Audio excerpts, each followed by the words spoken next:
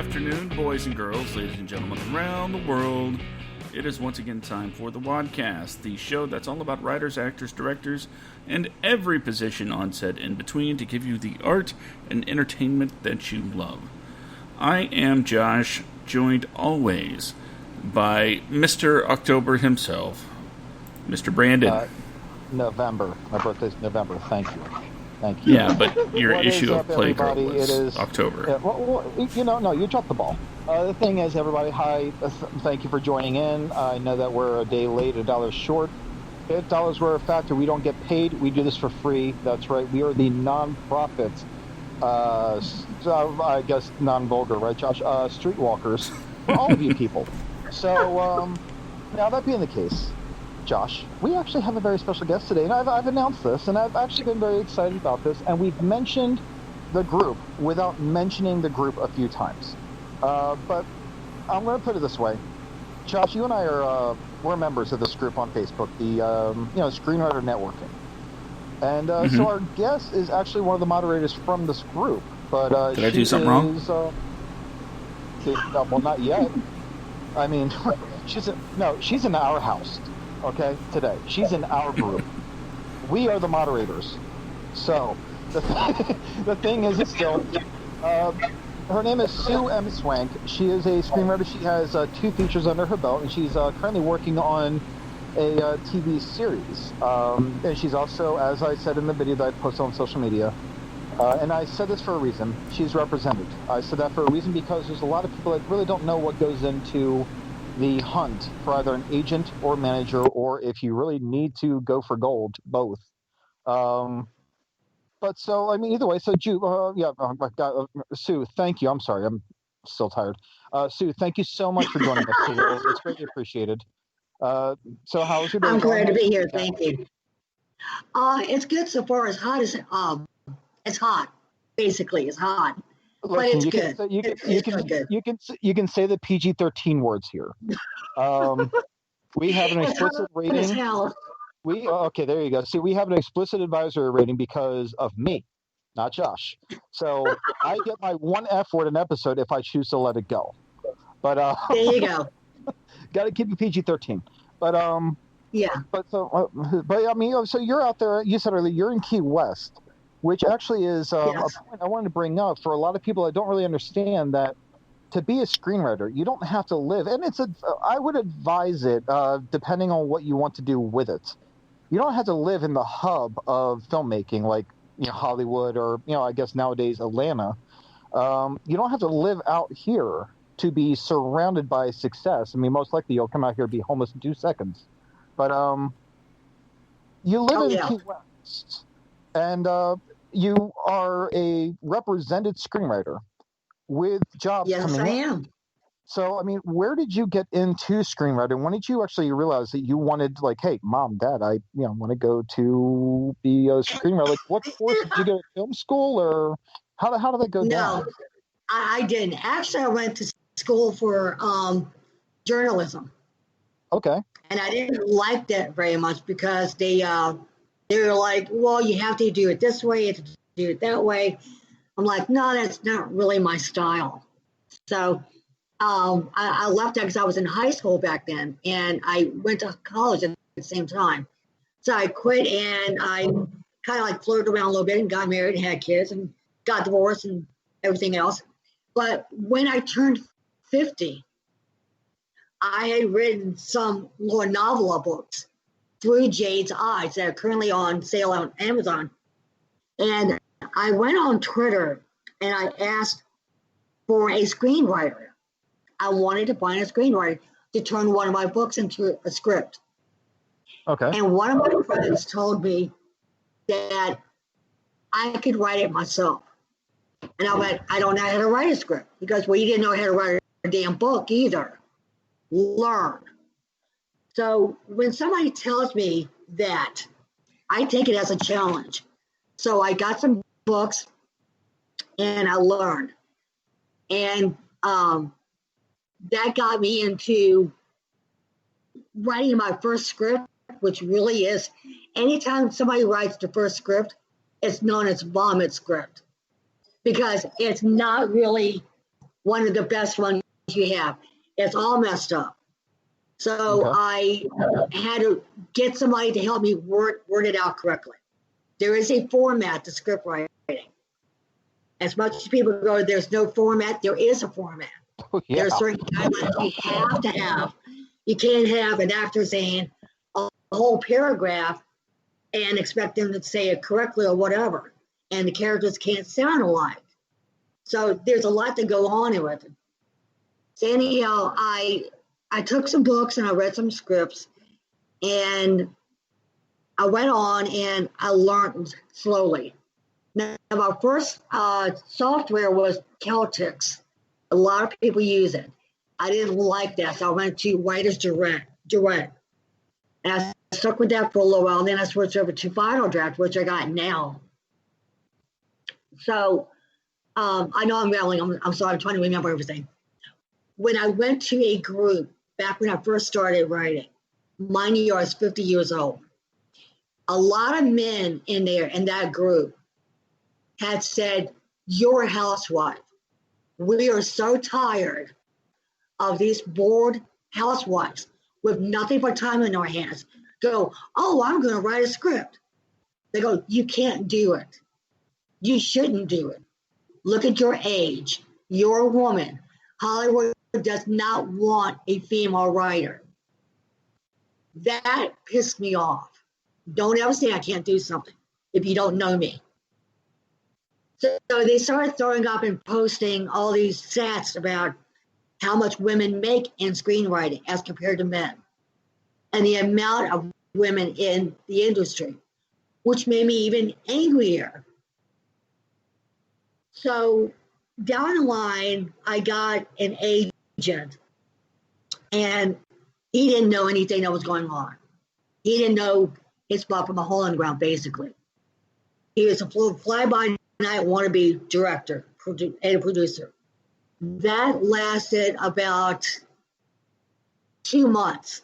Now I had to get an entertainment attorney to get me out of that contract. Because, mind you, I thought, oh, good, an agent, let me sign. So when I had to get out of it, I had to get an entertainment attorney to look at it. He goes, "Why did you sign this?"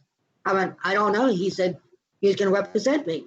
He goes, "No, never, ever sign anything until you look at it and you understand what it means." So I said, all right. So he got me out of that one.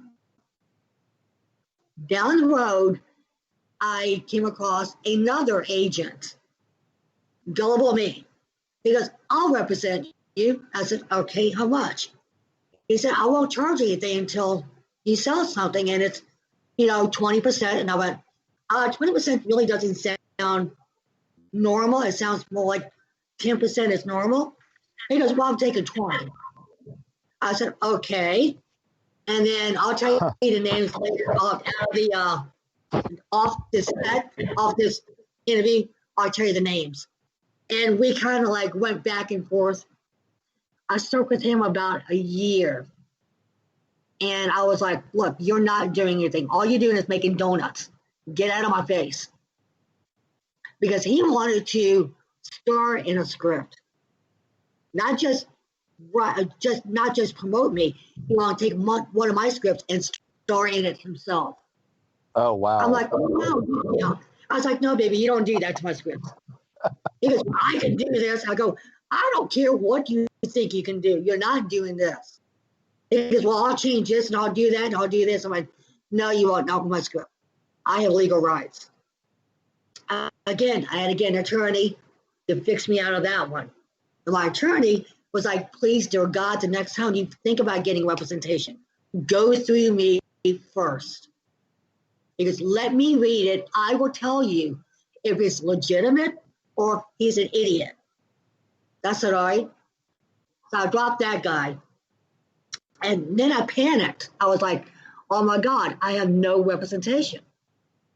I was like, by now I was like 55, and I was literally freaked out. I was like, "Holy shit, what do I do?" So one of my actor friends gave me the name of his agent. So I thought about it, and I thought about it, and I thought about it, and I hoed and hummed, and I was like, "All right, let me think about it a little more." And then I finally got hold of my current agent, Kevin Callum, and I signed with him. And honestly, I had my attorney look at the contract first. He was like, yes, this is perfect. Sign with him. He's legitimate. He has his license. He knows what he's doing. I said, okay, I signed. So I've been with Kevin about a year now. It'll be a year in December. And he looked at what I have so far for scripts. Now, you mentioned earlier that I had 2 scripts. I actually have 5. I have, I have 5. I have Leaving Arlington. I have The Salt Mines.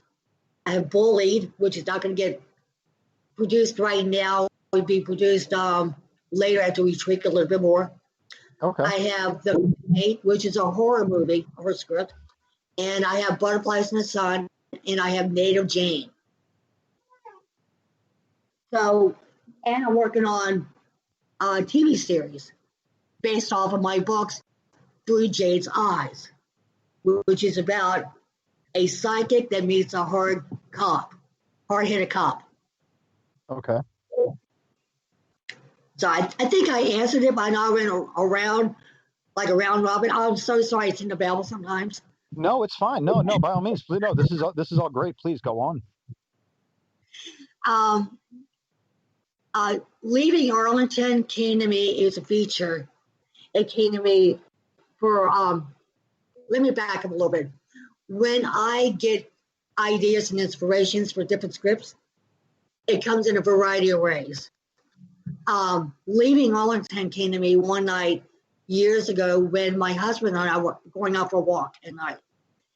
And I was telling him, because my father is buried in Arlington, and my husband is in the Army 35 plus years. So I told him, I said, babe, you can be buried in Arlington when you die. He goes, no, I don't want it. Well, I was a little insulted by that. I was like, why? My dad's buried in there. What's wrong? He goes, I don't want to be stuck for eternity with a bunch of dead soldiers playing cards and talking, back in my day, it was like this. He goes, I don't care. When I die, I don't want to be around the Army. I said, okay. And I thought about it. Now, in the back of my mind, I'm thinking, there's a story there somewhere. So I fell in the back of my mind. So sure enough, I went home and I hit my laptop. I started typing out. And then came Leaving Arlington. And that's a story about a dead soldier who died in war. And he's buried in Arlington. And he wants to know how to dream walk. And one of the dead soldiers teaches him how to do it. But inadvertently, he goes into a different woman's dream. And they end up falling in love. And it gets really confusing after that, if that makes any sense. But there is a secret in Arlington. Secret is that every soldier has one chance to come back to life for love. But you have to remember how you died, and you can't talk about it with anybody. Okay. Yeah, so that was interesting.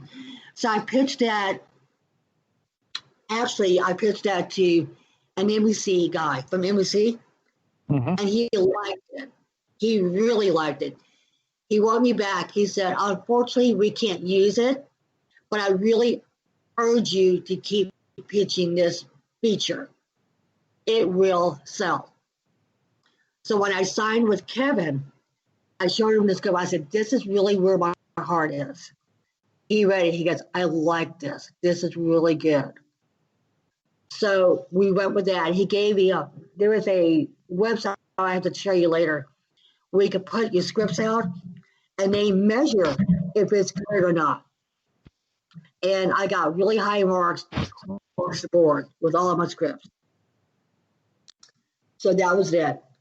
Any more questions? I mean, I'm kind of like running out like this. Well, I mean, it's actually funny. It's funny you asked that because I had a few questions lined up. And, there was a gentleman we had on the show about Josh. Justin was about 2.5 months. Time flies, man. was what, 2.5 About months 2 ago, months. almost 3 months. Okay, About that. we had a gentleman. He's a writer director of, and Justin, if you're listening, this is not to suck up at all, buddy. I can do better. But he has this movie Relish that he wrote and directed, and even filmed within a week. Feature film. Oh, wow. I watched the movie and I was blown away by it. Like absolutely blown away. It's like a modern day Howard Hughes film. Howard Hughes, John Hughes film. Oh my God. Sorry. I may have partook in a shot in a beer while I was out earlier because I had to make that video and I don't like being in videos. The thing is still, he made this movie that was very much like a modern day John Hughes film. And Josh and I had, we had like 20 questions, Josh, like something like that. What was it like? We had like a list, man. And Josh and I think like, okay, well, we take turns. We try to take turns. I try not to hog his spotlight, but we're like, okay, I'll ask a question. You ask a question. I asked one question and he just went. Like he just started talking. And Josh and I are messaging each other, like text messaging each other while he's talking. And we're just checking off like the questions he's answering without us asking them. Like can't say it. Well, shit. Okay, that one's out. Let's go. Nope, he just answered that one. Oh, we got that. Nope, he just answered that one too. Like, so it's kind of what just happened, but it's not bad. It's like at least with my questions. But Josh, I'll give you the floor, buddy. Do you have anything that you want to like really ask that you're curious about here?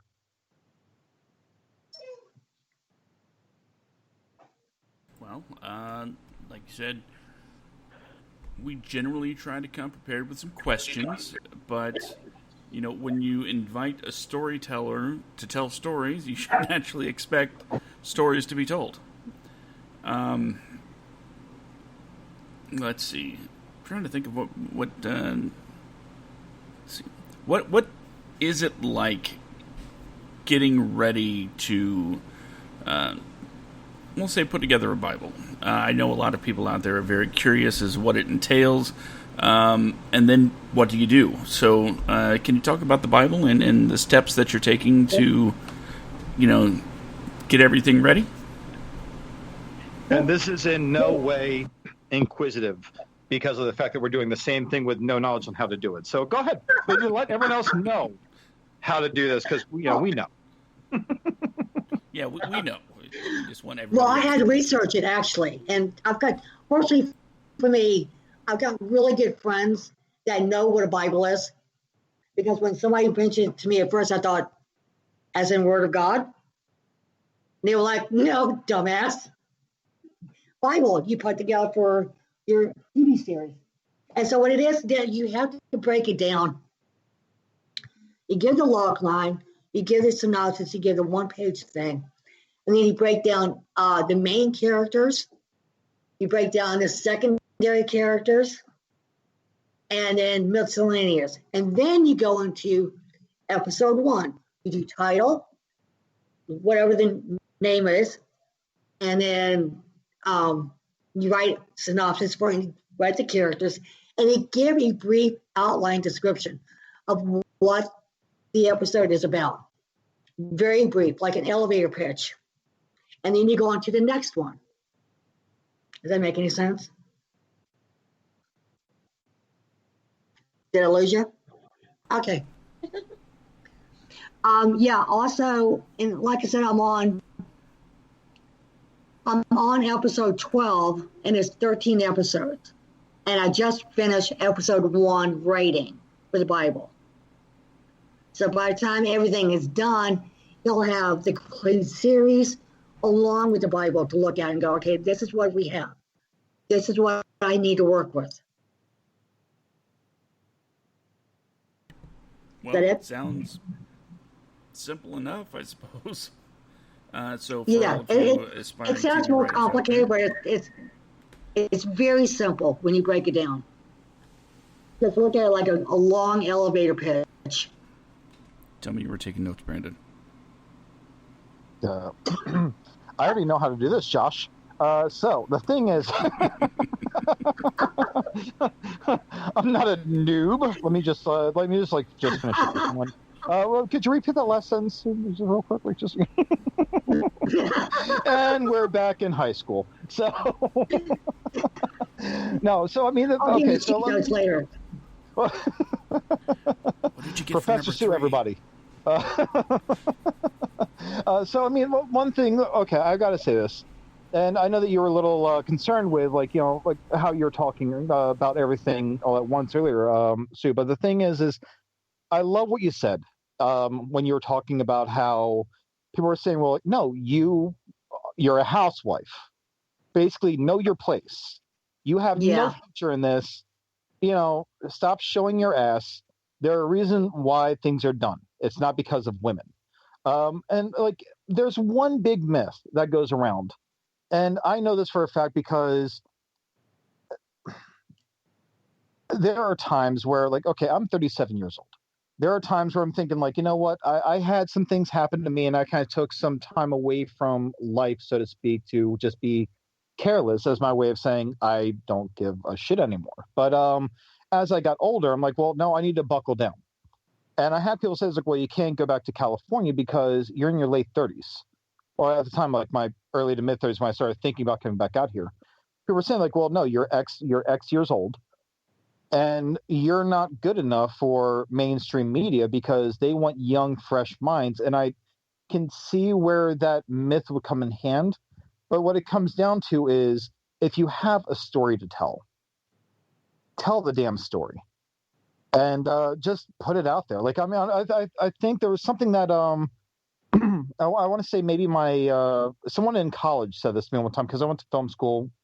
Biggest waste of money for me I've ever spent, aside from the connections and friends and the fun of filmmaking. It was a waste of my time because all I wanted to be was a writer. Someone told me that the most powerful thing in the world is a writer of any medium. Pretty much because those people are the ones that are not afraid to cut themselves open and bleed on a page for the entire world to see.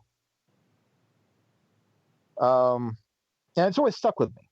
And that doesn't stop at any...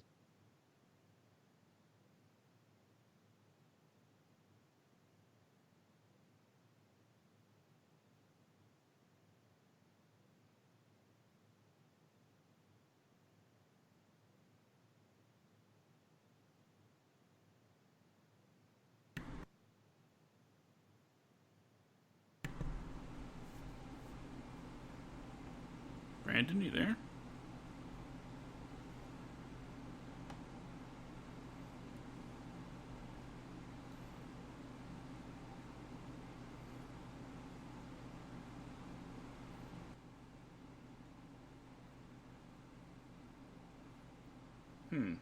Seems like we're having some technical difficulties.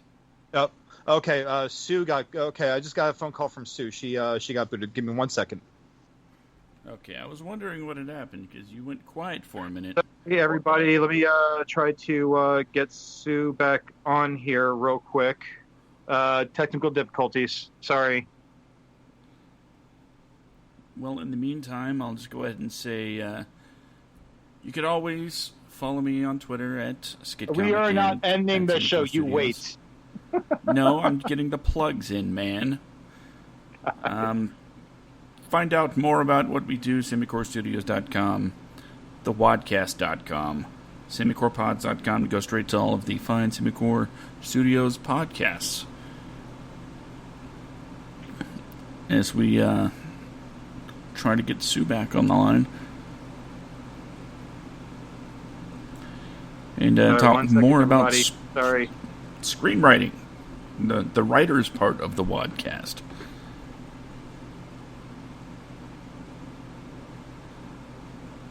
And if you are listening now and you have any questions for Sue, feel free to throw them up in the chat. And we'd love to have your questions.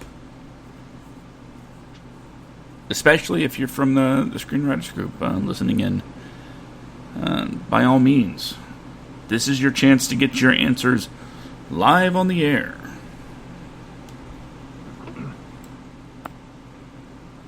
All right, she texted me, said stand by. So let's just give her a second here. Wow. See, this is what happens when we turn in homework late.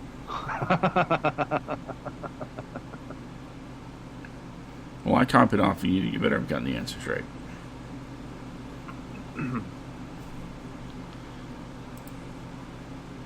And I think it's important to mention that if you hear a little humming in the background, that's why I spend a lot of time muted on the mic.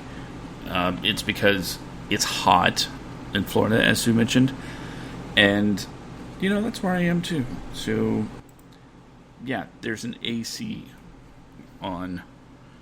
I'm not fancy with the central AC. Got the window in the studio. Window unit. So it's going to make a little noise. So I apologize, but it's hot. Yeah, I've got my fan blowing on me right now. So one thing about California is that there's no such thing as central air out here in a lot of these older buildings. So yeah, what's their name? Your fan. What's their name? I'll tell you right now, though, I had like a panic because I thought that we just completely canceled the show altogether. Like, maybe I lost service or whatever through this call. I'm like, nope. Thank God. Yeah, I'm looking at it like, okay, I don't hear Brandon anymore. Is it something on my end? Okay, we're still rolling. Looking at the Skype, like, everything appears normal.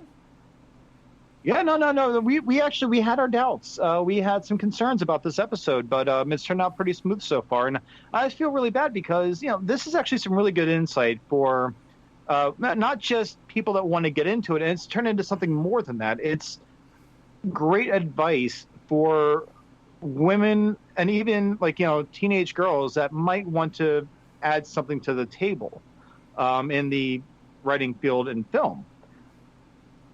And there's no cap on age at all, as we see here. And I think Mark. Well, no, I don't mean that as any disrespectful thing. I'm just saying, she was talking about how she was in her 50s when she got into it, and that's great because. Okay, here, she says she's back. 1 second, let's go ahead and get her back on. Try to add our awesome first screenwriter guest. So I'm calling her now, so she should be back on in just a second, hopefully. I'm sorry, everybody.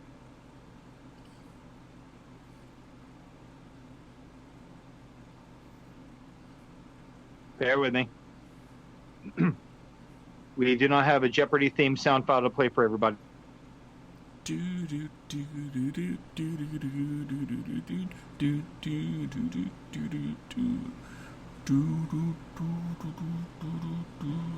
No? Okay.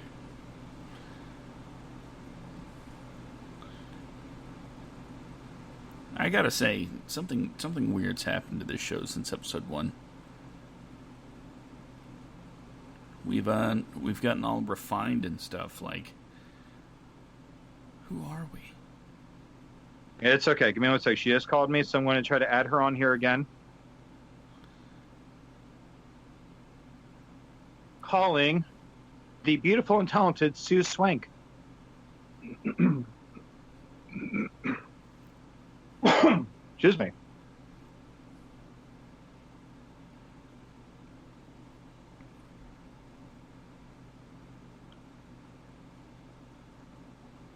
Still ringing?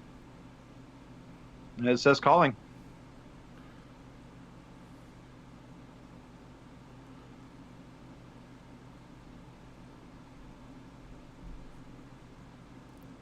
Is Sue, are you there? Nope.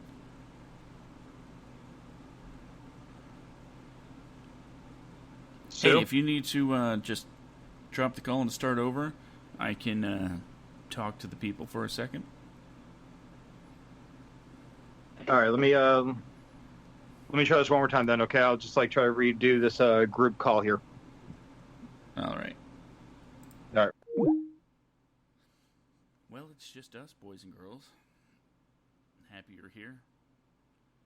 We're talking Screenwriting on today's episode. On the line.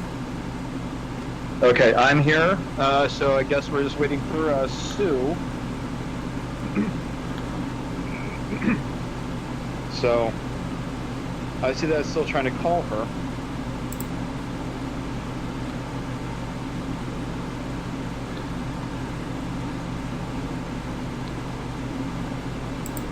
Well, my mic gets really weird, fidgety, and weird.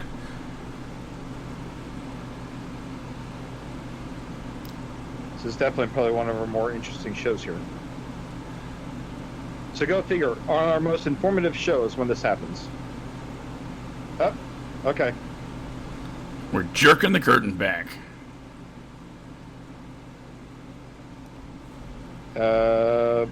She answered, but Sue, can you hear us? Sue, your microphone's off. Okay, I got it now. Okay, Josh, can you hear? Yes. Okay, Sue, are you there? Oh my God. I'm here. Okay. Well, it's okay. Like I was just saying, Like I was just saying to Josh, like go figure, on our most informative episode, for anyone that wants to get into screenwriting, especially women who are sick of being told where they belong by men, this happens. Yeah. And it's okay, but we have you back, and the episode is still running, so we're good. Little technical difficulties, but you know what? There's a reason as to why I made those totally awesome Avengers videos for you and me, Josh, because we avenged the shit out of this. The man's not going to keep us down. No, the man will not keep us down. Smash the patriarchy. Meantime, I've got some like hardcore conservative friends listening to this in Florida and New Jersey. Like, did he just say that? You know, it's funny because the one thing I remember mostly when I joined up one group, I had one male screenwriter tell me, bold-faced, go back and bake cookies.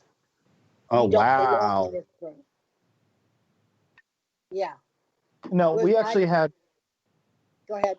No, I was going to say, like, we had our experiences with writers in the past. Josh and I both, and one on our earliest meetings with each other, we dealt with stuff like that. Like, not the whole go back and bake cookies, just the whole yes or no, I know what I'm doing kind of deal. Versus actually being creative with us. We're like, well, we kind of know what we're doing too, ish. Like, we're not like new. We're not successful, but we're not like new to it. Like, nothing reading a few books and reading some screenplays and watching some really good films versus bad films won't solve. Absolutely. But it's like what I was saying, like when we got disconnected earlier, was I was talking about how what I'm loving about this episode and what you're like with what you're saying is the fact that it doesn't just stop with aging out, as people say. It is a myth. It really is a myth that you can age out of being a writer. It's absolute bullshit. Yeah. But the biggest thing that I love about what you were saying is, I don't know where exactly we got cut off, because I know I got the text almost like immediately as I was saying this. And to add to the text, by the way, the phone call that that I got from you, I'm bad at saving numbers, so I didn't save your number yet. I will do it, I promise. But you were talking about the Arlington thing, and you were talking about like, you know, your other scripts and like the one with like the sidekick working with the police department, right? No, with the cop. With the cop. You were talking about that. And as you're talking about that, like, you know, like the phone call came, I'm like, oh, I've got like a psychic medium coming. Who the hell is this? Like, you know, just like, I'm like, oh, that's Sue. So I was like, so it came in. I'm like, oh, okay, gotcha. Okay. So like, you know, whatever. But getting back to the meat of what I was saying is like, I love how you said that even with the sexism that you experienced, you pretty much just like, you know, chugged forward with it. And you made something of yourself, and it may not be in contrast to like, you know, people that like get brought back to write all these superhero films or all these other franchises or whatever else, writers, directors that have full control over the whole thing.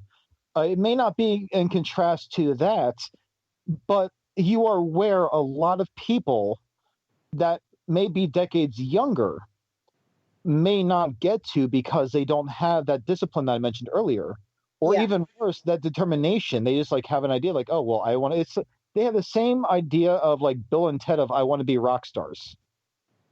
Yes, Sort absolutely. of like now they're in their 50s in this new movie. They're like, oh well, we still aren't rock stars yet. Like we've been doing this for 30 years. Like just it's one of those like people give up if they don't have one if their first thing is not successful. Absolutely. In fact, And I know a guy who got into screenwriting at a late age, and a literary agent told him he sucked. So he switched over to real estate. And that was his life dream, to be a screenwriter. And his stuff was not that bad. He just needed to get polished up a little bit. yeah, So after that one guy told him, you sucked, he quit. I was like, man, what are you doing? Stop. and that's horrible. That Yeah. should never happen. Like, I mean, yeah, you're going to hear shit like that. You're going to hear it all the time. And yourself, and I hope to God that this isn't like breaking any barriers, because we never really discussed barriers. So I do apologize. But you see it a lot in like the Facebook group, and you and the moderators and the administrators do a great job in singling that out and trying to calm, like, put out those fires. But you Yes, have absolutely. people that don't have a single credit to their name saying like, nope, pass. No, that's not how you do this. Is not like I've seen so much bad advice given from nobody writers. And I'm not saying that they're not writers themselves. They may be very talented writers, but what have they done? Right. Like, who are you to criticize someone else and say, no, you suck, don't do this? Like, well, I mean, are you represented? No. Well, there you go. Absolutely. And I've seen it in several different groups. Yeah, I don't mean to single like the group that Josh and I are a member of that you moderate. I don't mean to single that out by any means. I actually enjoy that group. I enjoy being able to talk to like primarily the moderators that come out with like the Alderichs like to actually come out with good advice. And you have I met John Trottier, David Trottier rather, a guy whose book, The Screenwriter's Bible, that I have I love that studied. book. I've studied that since I was like in film school in 2006. So actually talking to him and asking him if I could use that as a recommendation for like our show, and him writing back, I was starstruck. I'm like, holy shit, this guy that I've only known by name and is now a friend of mine on Facebook through this group, who is actually like, from what I see, is a pretty cool dude. Like, just see, and Actually, he's so that's these the people. one book. No, That's go the ahead. one book I tell everybody to get. Mm. If you want to learn screenwriting, get that book. It's the only one you need. Oh yeah, it covers everything, like the formatting, the styles, and I think it taught me like something he wrote in it actually like taught me, and I don't know if you use this in your scripts, but the way to use your settings around you to tell the story. There is something where these two characters are, it's in the book somewhere. I remember reading this years back. That's how much this book sticks with me. I read it years back, cover to cover. And there's a scene where he recommends a way of showing a passage of time and how it's too late for an action. And these two characters, in one scene, they're going underneath of a bridge on a boat. And starting off on one side of the bridge, they're one way. And by the time they get to the other side of the bridge, that bridge signifies the moment passing them by.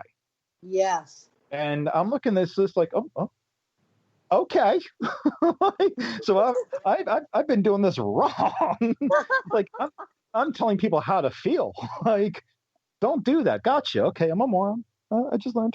But but going back to everything, you've overcome some like really messed up things that no one should have to deal with, but they do.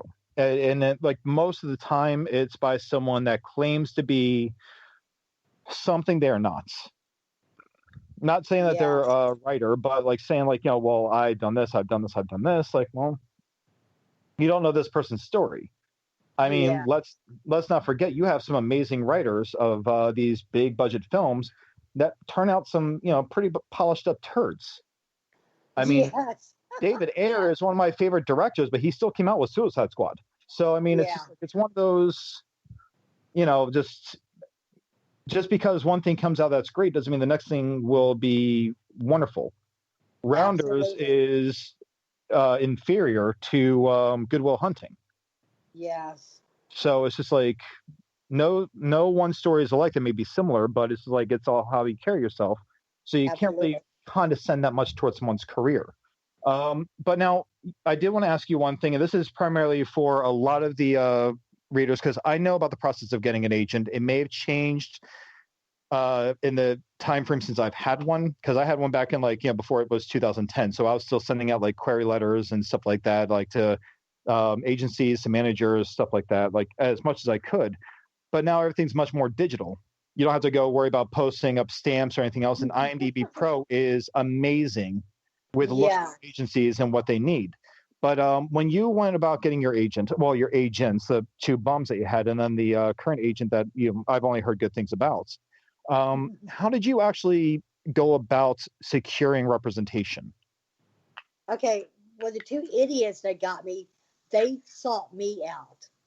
Oh, so okay. So yeah, I'm going to say this, and we've seen this we've seen this from the very misinformed people that give advice. You've seen it firsthand, Sue. Josh, you and I have actually called this out ourselves.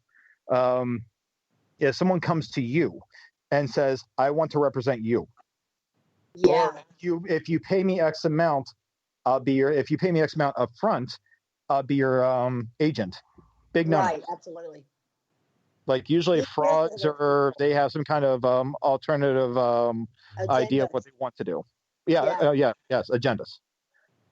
Absolutely. And I learned the hard way, because I'm 58 now, and I started writing when I was 50. And they sought me out. They go, "Hey, I like that script. I want to see it. Give it to me. I want to produce it. I want to do this. I want to act in it. I want to star in it." I'm like, okay. And dumbass me signed my name. Now the third one was the one works actually as an agent. I had my, like I said, entertainment attorney look at the contract before I signed. I talked to him. I said, "I need my attorney to look at it first." He said, "No problem. Take a couple of days. Let me know." We did a couple phone contacts. Everything was good. I signed. We're happy. He's legitimate. The way to find one is ask them, "Are you licensed? Where are you licensed? Are you licensed as a manager or an agent or both? What do you do primarily for your income? Do you do this for full time, or do you make something else like donuts?" Because my second guy, he made donuts for a living. I'm sorry. I'm not. Go ahead. I don't mean. I'm not laughing at. It's just. It's. God. No, please go ahead. I'll explain after you're done. I'll explain why I'm laughing. Please go ahead. He made donuts for a living. He was a donut guy. So that I was like, what am I doing here? Because one guy asked to hire me as a writer, and the idiot popped out. He goes, "Well, you need to pay her $15,000. I'm like, "What? No, I can actually write it for a lot less." And he goes, "Well, I get 10% of that 15,000. No, you don't. You don't get anything. Leave me alone. Go play in traffic." So I didn't get that job, and then two more jobs came our way, and he had some outrageous number. So that added up to me going, "Look, I need to get out of my contract." Rang in my attorney, got out of the contract.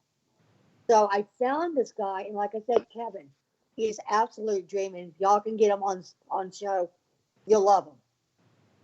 Josh and I would love to have an agent on the show. That'd be like probably the most informative episode for any kind of aspiring writer ever that we could ever have. But please go ahead. Go play. Because he'll tell you what's going on. He doesn't lie, and he's very down to earth like we are. Very, he'll let some cuss words slip in and out. But find an agent, have them, you seek them out. Go on IMDb Pro and ask. Go on Virtual Pitch Fest. That's a website I used to go on. And go in there and ask, pitch your script, your feature, and say, look, I'm looking for a agent. They have them on there. But make sure you look at them thoroughly. And please, for the love of God, get an entertainment attorney to look at your contract before you sign. You have to. The first one that tried to get me, he wanted to charge me $1 million if I talked about my scripts. Yeah. Oh, man. Yeah. So that, I learned through trial and error. Well, see, and building from that, Josh, you and I have talked about this. We would love to have Kevin on the show. It'd be fantastic to have him on the show. So not to undermine, finding an agent now, but an entertainment attorney for, just to look over the, clauses and contracts. How did you go about securing your entertainment attorney? Like, where did you go to get this attorney to look through your documents to say yay or nay, but decide for yourself? Honestly, Facebook. Really? Yeah, as crazy as that sounds, Facebook. So outside of going on and trolling people over their sexuality, religion, and political preferences, it can actually serve a purpose. Yes, it does. And cool. Actually, that's how I found my agent too, on Facebook. Oh, wow. Media That's right. You were saying that that he's he was an agent of like a friend that was an actor, right? So that's how you kind of got to know each other. Right. After he represents some of the actors that I love and I'm good friends with. So yeah. We talked, and I love his, spirit, and he was honest with me. He said, "I'm not going to lie to you. This is what it is, and this is what I can do. This is what I'm not going to do. It's your choice if you want me as your agent. Think it over." So I thought it over. I had my attorney look at it. He's from Miami. And he said, "Yeah." He said, "I like him. I checked him out. He's a good guy." Okay. So yeah. Well, I mean, Kevin, if you're listening to this, this show is moderated by two screenwriters that could use some representation, and just throwing it out there, buddy. But I'll dance for my dollar. But okay, so I was curious about that, Josh. You've got to be curious about a few things here, buddy. And there's some good topics here to bring up. Oh yeah, there's still a lot of unmined material. I'd like to talk about the Facebook group for a second. I know there are a constant barrage of questions from people that are just trying to figure out where to begin, and as usual, you give some good advice there. And it seems most answers usually involve make sure you do your research, whether it's something you're writing or looking for an agent or anything like that. Do your research, make sure you're as educated possible before you start anything when it comes to this field. But what are some of the questions that you just wish would go away? Log lines. Log lines. Yes. Those drive me crazy. I cannot imagine being a moderator of the group. The log lines. Oh my God. From the same people over and over again. Picky. I am so picky. I'm so anal about love lines. They've got to be a certain amount of words. And you got people posting a whole chapter. What do you think about log line? I'm like, no, please don't do this. Oh yeah, where it's like a long-winded breakup Facebook post kind of deal. Where's the separation of sentences here? Right, absolutely. It's just ridiculous. That you is told people, me that is people who want to write their first script on the pandemic. Oh God. I'm like, those. No, don't. Is that something you really want to write about right now? Really? But guys, we're in. Don't do that. And here's the thing: we're in the thick of the pandemic right now. Okay, you guys are in the same state. You guys are in Florida, but you're in polar opposite sides of the state. Yeah. Sue, you're in Key West, right? Yeah. Key West. Yeah. Okay, Josh, and you're nestled in my hometown of Jacksonville. I am in Los Angeles, and that being the case, God, I've seen things. I see people on Facebook in my hometown. People that support the mask, people that don't. We have never gotten political in this show, and I will not start now. Josh, yeah. Is that the man? I got static. You're kind of fading out, Brandon. So you're trying to fade it out? No, you were starting to fade out a bit. Yeah. Okay. All right, sorry, guys. What I was saying is, like, we have never really gotten political on the show. We've discussed certain things, but to minor extents. My political boundaries are my own. No one else needs to really know where I stand. But the thing is that when you are surrounded by something that's still going on, however you want to look at it, whether it's a conspiracy or to dethrone Homeboy in office, whatever, I don't give a shit where you stand. The thing is, don't write about it. It's not over yet. It's not like, the day after 9/11, people are like, oh my God, I'm going to write a script about this. Like, well, it didn't happen that way. Hiroshima, the bomb didn't go off in Hiroshima, and the next day people are like, oh, right on the typewriter, honey. Like, I think even cookies. more like, apt it didn't work that way. A writer sitting in a room, right? And someone's like, Sir, the Titanic is sinking. And they're like, oh, better let it out. Great story. Let's end it with a door in the water that can fit 2 people, but a girl hogs the whole thing. That's fantastic. Like, I mean, it's like typing it up in the life raft. Yeah, like, you know what? I need a good theme song for this script that I'm writing as we're sinking. Oh my God, I got a hit. Oh, I'm dead. Then goes James Cameron, who goes hunting for the Titanic and finds the screenplay and writes the Titanic. The thing is still. His best work was always based on other people's material. God, the thing is still. Right. If you don't know how something's going to end, if you're in the thick of it, however it's going, whichever way it's swinging, don't write the damn thing. And I did mean to say this. What I was laughing at earlier, Sue, when I busted out laughing, I'm sorry. I get now why Josh puts his microphone on mute.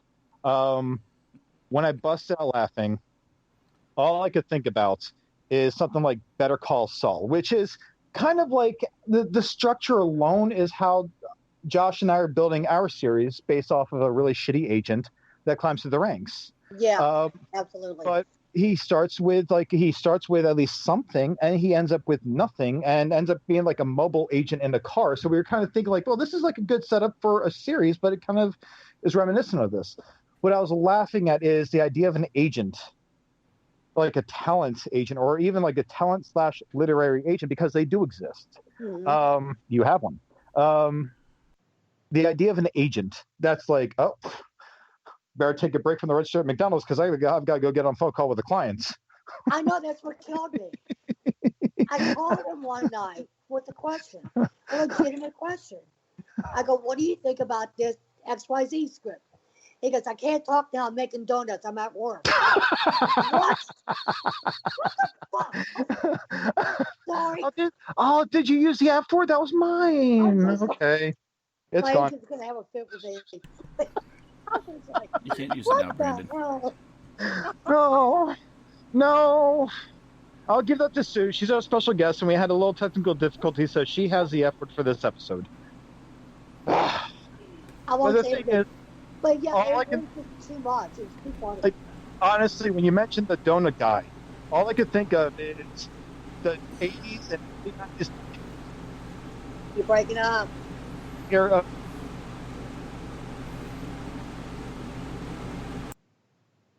breaking up. All right, can you guys hear me? Now I can hear you. Am I fading out? Is that what all that, like, whoosh is in my line? Okay, I'm sorry, guys. All I could think about, Sue, when you were talking about the donut guy was the idea of the 1980s to early 90s Dunkin' Donuts commercials with it, I miss him so much. The time to make the donuts guy. Yes, yeah. Just thought about him where he would walk in. It's like, oh, it's time to make the donuts. Like, I'm talking to an agent. Like, you know, hey, time to make the donuts. I'm securing a deal for my clients. You make the donuts. I'll be there soon. Like, just that's why I was laughing, because that's where my head goes. Think of like JD from. That's very much who I am as a person. Well, that's how I am. You say something visual, it just happens in my head. Yeah, when he told me he was making donuts, I thought he was joking. Yeah, I'm making donuts. I've already made the donuts. Yeah, yeah. He texted me later. He goes, "I'm at work. You can't text me at work. I make donuts for a living." I was like, "Oh my god." The donut guy's in charge of my career. I'm so screwed. You know, Josh, we actually have a line in Bad Agent where he's I don't like to divulge too much, and we do not discuss our own stuff on the show that often. It's actually very Josh, right? It's actually pretty rare that we even really bring the stuff up like that you and I work on. But speaking of which, you can watch Bad Agent on Amazon Prime. Oh my god. Okay. Gratuitous advertising. The thing is still there's a line that the agent says. It's his his motto. My dreams come true when their dreams come true. And he says this to somebody in the show. And the person's like, really? That wasn't that like in a fortune cookie when you and I went out to dinner? Like, how many dreams have you made come true? I was like, I'm still working on that part. It's just it's just like, I mean, that's all I could think of. Like, oh my god, I actually we wrote a winning script about a shitty agent. Like, we're doing good. So, but I mean, but yeah, no, it's like the whole thing, like just everything with your experiences with the agents and everything else, and. I'm sure you've seen it multiple times over because people are sharks, especially con artists. They will go into these groups on Facebook, on social media, and I've seen them firsthand do it in screenwriter networking as much as you and the moderators do everything to protect the people in the group. And you guys really do. You guys do your utmost to protect people. And that's why I love the group. At first, I even thought about and don't get this wrong, please. I thought about leaving the group because I saw so many things pop up, but then I saw John or JC Alder, I don't want to throw his name out there, but it's like I saw him post something. I saw you post something about how things will not be tolerated. You guys are headhunting for who these guys are friends of or who's following who. And just through the connection alone, for the sake of everyone else in the group, they will be removed. I'm like, well, shit, these guys actually care. Like, oh, I will stay in this group. I think it's like my third day in. I was like, but more like when groups are still like dismissive to you or dismissible to you when you're brand new. Yeah. We're on that group a lot. And we check in throughout the day and night. Oh, no, you guys bust your asses. And that's the thing. But the way that you guys even go out of your way to make sure people are safe from those fraudulent agents. You pay us X amount. Because even someone posted on the group not too long ago about how I got an agent but they wanted X amount up front. What do I do? No, I got an offer from an agent, but they wanted X amount up front, and either you or somebody else went on that says don't do it. I did. I was like, don't do it. You dare do it. Don't do it. Don't go there. But so I mean, after my long-winded rant just now, sorry about that. My biggest thing with you is that God, I sound like I have a vendetta against you. My biggest question for you, rather, is as a woman, a grown-ass woman in screenwriting that got a fairly late start. And by the way, kudos. I didn't think that you were even in your 50s from the picture that I saw of you. Like, mind you, everyone, I don't know Sue personally. Today is the first time that Sue and I have even had an actual conversation that was not on social media. Right. I think you corrected me one time. You reprimanded me one time on this group because of my mouth.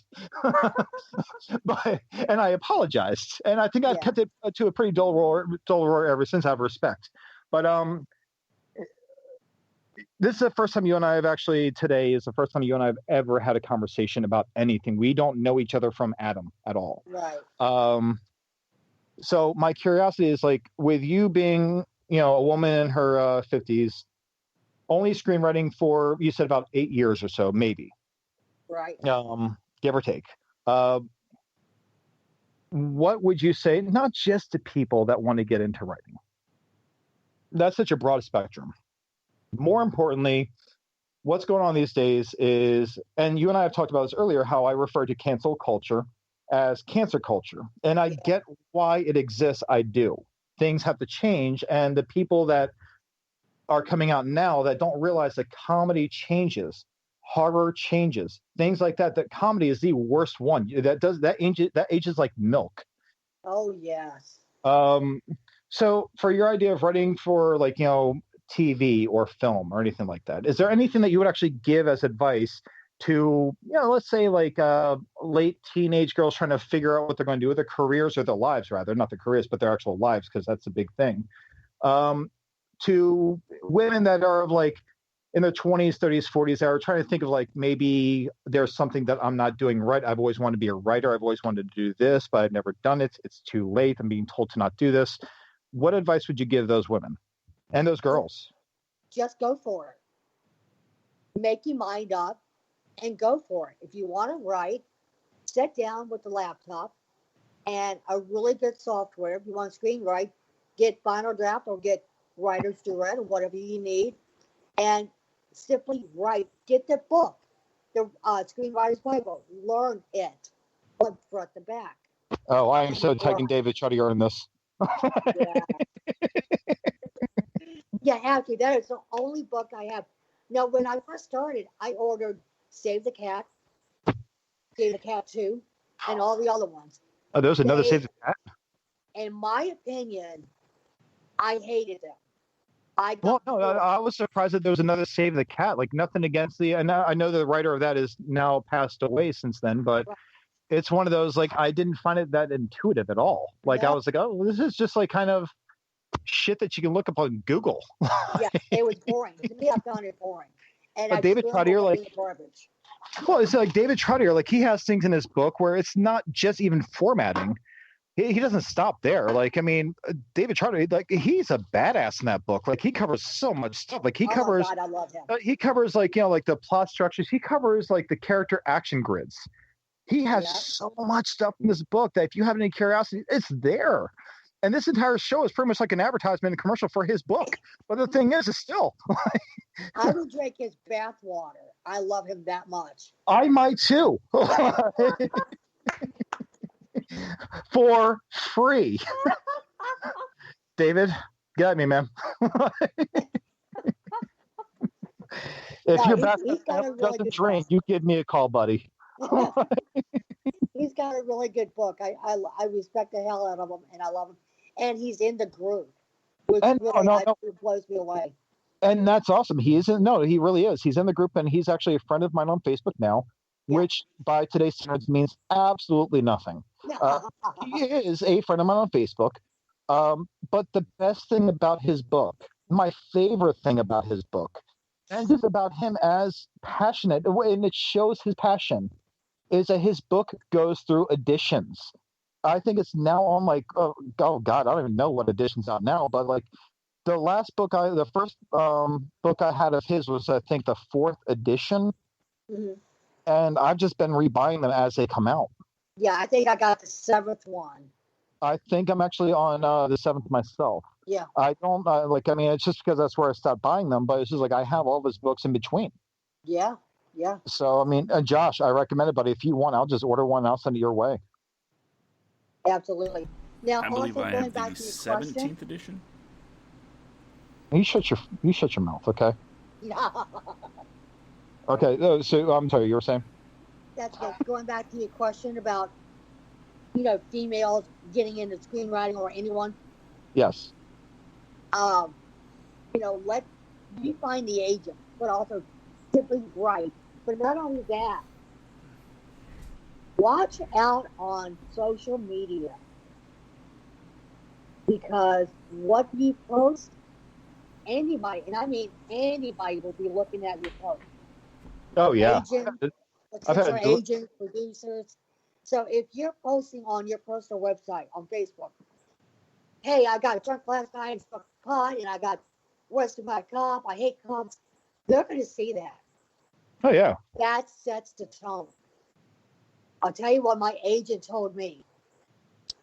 My agent said, I'm not going to tell you what to do, but I will advise you to keep your page free of politics and everything that's going on in the world. Don't talk about it. Talk about your dog, talk about your grandkids, talk about your scripts. Don't do politics. Don't do what's going on. Don't do the riots. Don't do any of that. And I listen to him because the more I listen, the less he grumbles at me about. You know what I mean? Oh, no, absolutely. No. I think actually Josh and I stay away. And this is, Kevin, I was joking earlier about the representation, buddy. The thing is that Josh and I, neither one of us really get into politics. And I keep mine to a dull roar for that exact reasons. My beliefs are my own. My religious affiliation, if you want to even call it that, I suck at being a Christian. I just kind of practice a whole philosophy of not being a dick. But the thing is the less you have, seriously, less is more. Oh, fuck my life. What's wrong? PM me. I don't know that person. Yeah, it's funny because when I was a professional photographer 10 years, I said fucking agency. I held a modeling agency scout thing here for 1 week in Key West. And the modeling agencies from Miami came down and they spoke. And every one of them said, we look at every model's Facebook. If we see you drunk, we see you getting in trouble, we see you do nude shots on your Facebook or anywhere on social media, we will drop you. And they dropped 4 models that I personally knew that weekend for doing the red cup thing, holding the red cup, meaning they're at a party and they're drinking alcohol. Yeah. And one was naked, one was, showing up with hickeys all over the body. They dropped them. You have to represent well, I mean, it's for the makeup expense alone for the hickeys all over the body. I can believe why they dropped her. This is what we have to deal with. Don't be irresponsible. I'm not trying to sign Lindsay Lohan. Yeah. Social media is your reputation. And even colleges are doing it now. When you apply for college, they will look at your social media. And if you're doing anything that could cause repercussions on the college, they will deny you. Oh, yeah. So no, it's funny. Actually, very careful. I had someone reach out to me and ask me to help them write it. Josh, I don't know if I told you about this. This happened 2 years ago, buddy. There was someone that reached out to me and asked me if I could help them write something. Mm-hmm. And I'm like, well, it depends on what you got. What's going on? I was like, well, which party are you? Or which party are you? I'm like, what party am I? Party of what? The show Party of Five? What are you talking about? Party. Political. I'm like, oh, I'm fuck the government both sides, man. But oh, well, you got to choose. What do I have to choose? If I have to choose the lesser of two evils, I won't choose. Yeah. That just makes me evil. I'd rather just make sure that you're okay. Are you okay? Well, yeah, then we're good. Yeah, absolutely. But it's those things can cast labels, and people don't realize how detrimental. And I have a beautiful, I love her to death. I have a beautiful black girlfriend. I adore Danielle very much. But even in the wake of all this stuff, I have kept my beliefs of everything that's going on to a almost non-existent minimum. Right. And my preaching has been nothing more than, hey, don't be dicks, guys. Come on. Right, I'm already an asshole. I don't need dicks in there too. God. But it comes down to the point where, it's your career on the line. People see this shit. My shit is public. I have nothing to hide. And as I get those memories that come up, oh, wow, I said that fucking 8-9 years ago. Oh, God, deletes. No screenshots here. Thank God all of my stupidity happened before social media. Oh, no, I got to say this.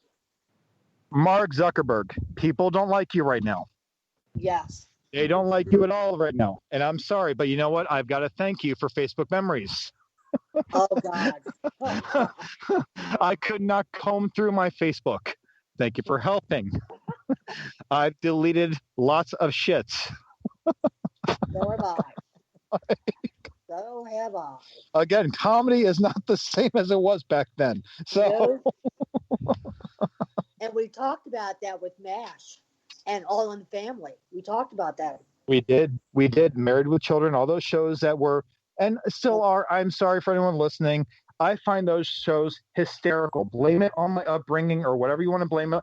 In Living Color is hysterical to me. Yeah. All shows are funny, but those are products of the time. Yes. That's a big thing. Married with Children would never make it today. I can openly admit that. All in the Family would never. Oh, God. No. Wouldn't even make it past the pitch meeting before you're told to get the hell out. But I'm like, Josh, like, what do you think about this, man? Like, I mean, like, anything that you can think of right now that would never even remotely make it beyond, like, walking the doors. Oh, I have this idea. Oh, okay. Have a good day, sir. Like, out. Well, I mean, it's hard to say because I know All in the Family recently had not one but two live broadcasts with, the new cast as kind of a tribute to the greatness of the show. They have the surviving cast back on? No, they had, they had some surviving members, but, they just, like, Woody Harrelson was Archie. Yeah. Oh, yes. So they did a couple of episodes of All in the Family. They did the Jeffersons. It was, what was it, Jamie Foxx as George Jefferson? Oh, thank God. I thought you meant Woody Harrelson did the Jeffersons. Like, whoa. The thing is, they did the... oh, God. They basically remade the episodes with the original scripts intact. Yeah. Oh, okay. And changed absolutely nothing. How are the reviews on that, then? Because I didn't hear about that. Phenomenal. People that did a really? great job. I watched them. Holy I shit. thought they were great. It was. I'm surprised, man. I think you can find them on Hulu if you have Hulu. But I shall. In yeah, if you have Hulu.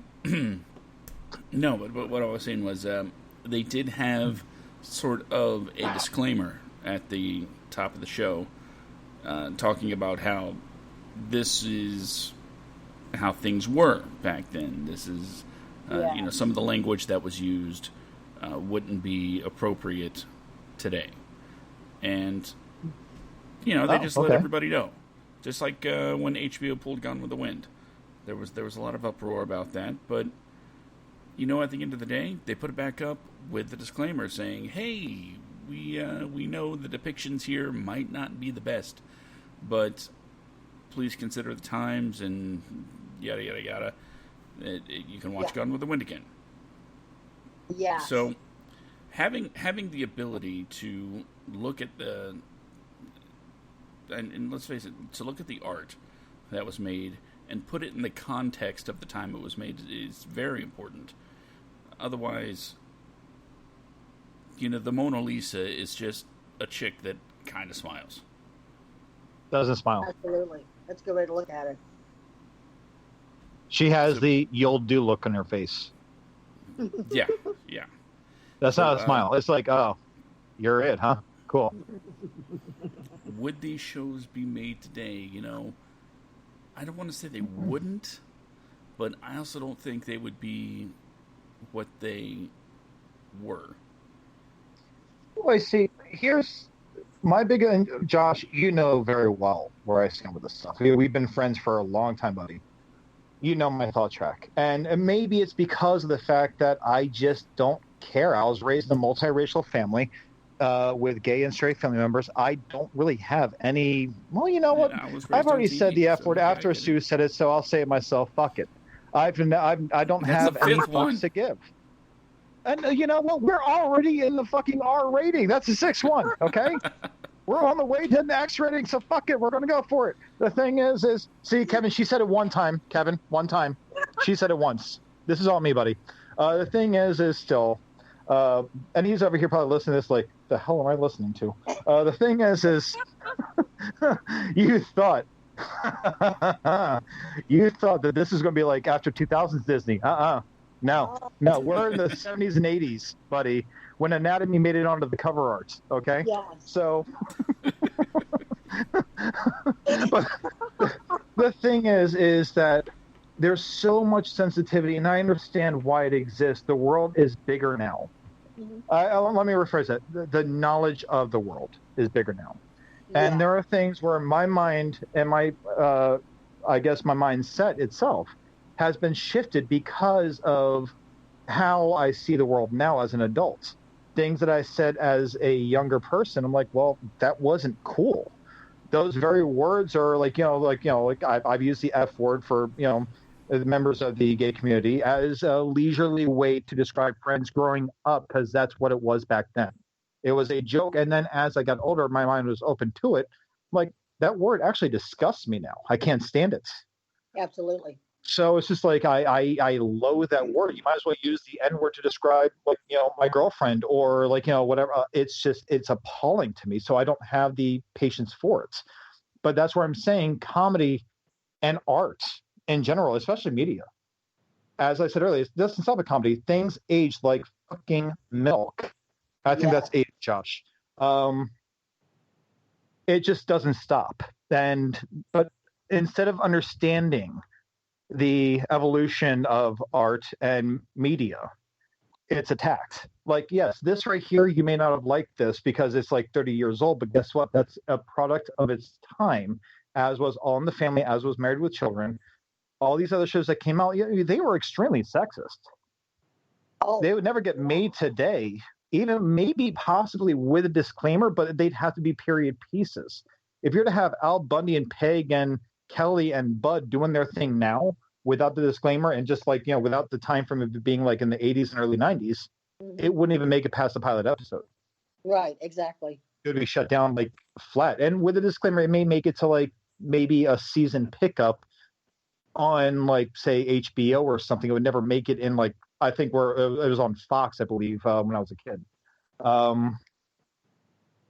But so, I mean, like, okay, so that brings me to this question, Sue. Like, how would you recommend someone were to go to, I guess, write something that you think would probably be, by today's standards, risque kind of comedy? Because today, again, comedy is subjective. Or like not just comedy, because I don't know if you're a comedy writer. It doesn't really sound like you are, and there's nothing wrong with that.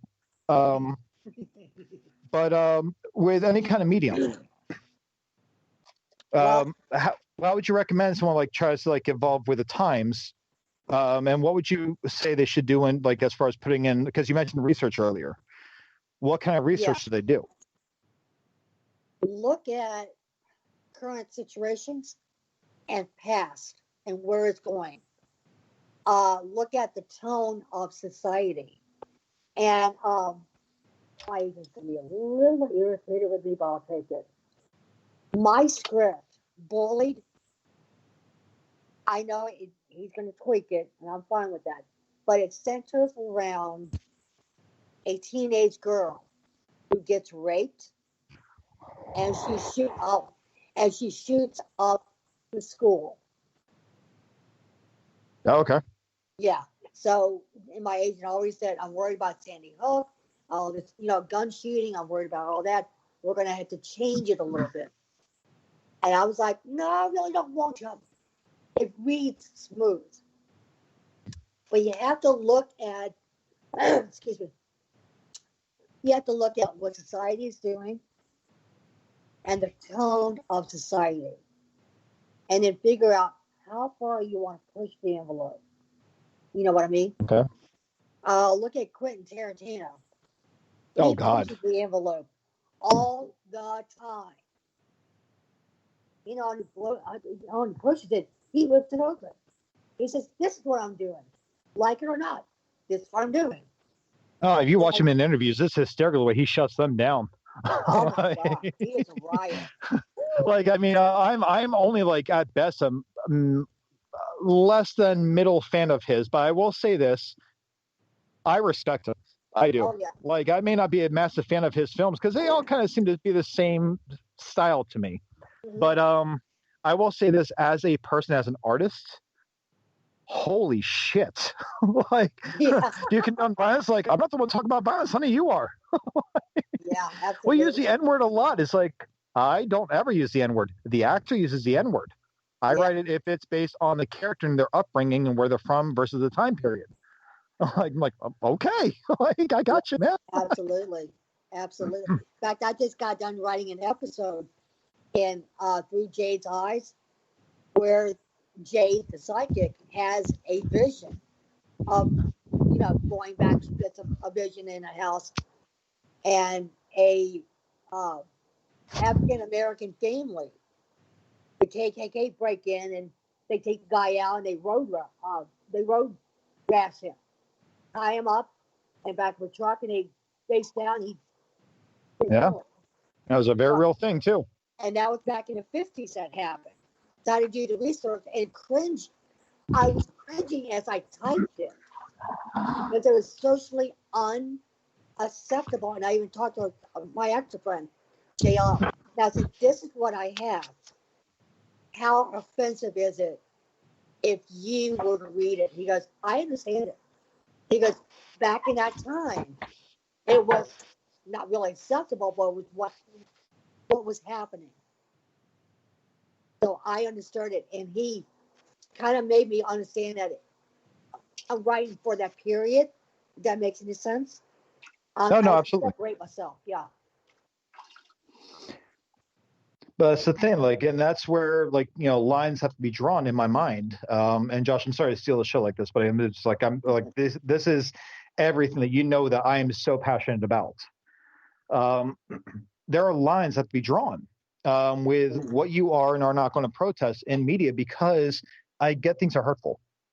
I get that things that are part of the past are so incredibly horrific, but they happened.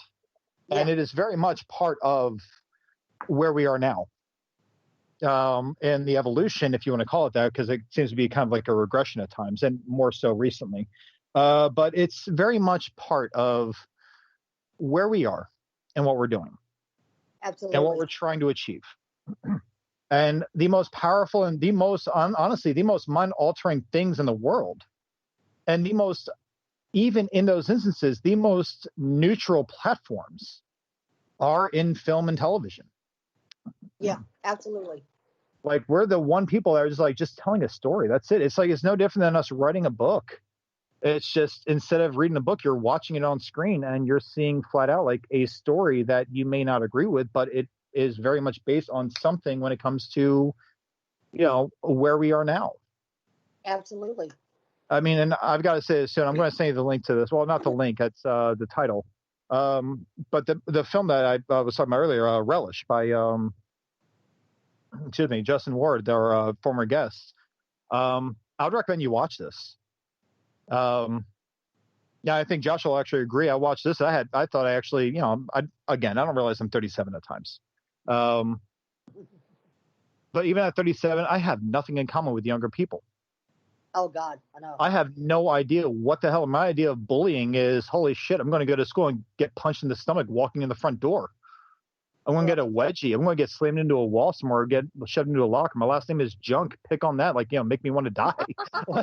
I mean, that's my idea of bullying. But this movie actually touches not just on bullying, but just things that were considered, even in my childhood, like a mental deformity, like between it as sexuality, need for attention, drug abuse to get attention from, just like other things like that. Like, all these things come into play. You should watch the movie. I recommend it. It's I think it actually touches on all these things that you and I talk about, like with what is taboo and like why it might be taboo today. Absolutely. And you see it all in this film. I'll watch it. But I'll send you the text. And again, Justin, this is not a gratuitous advertisement for your film. It's just, I do love the film. But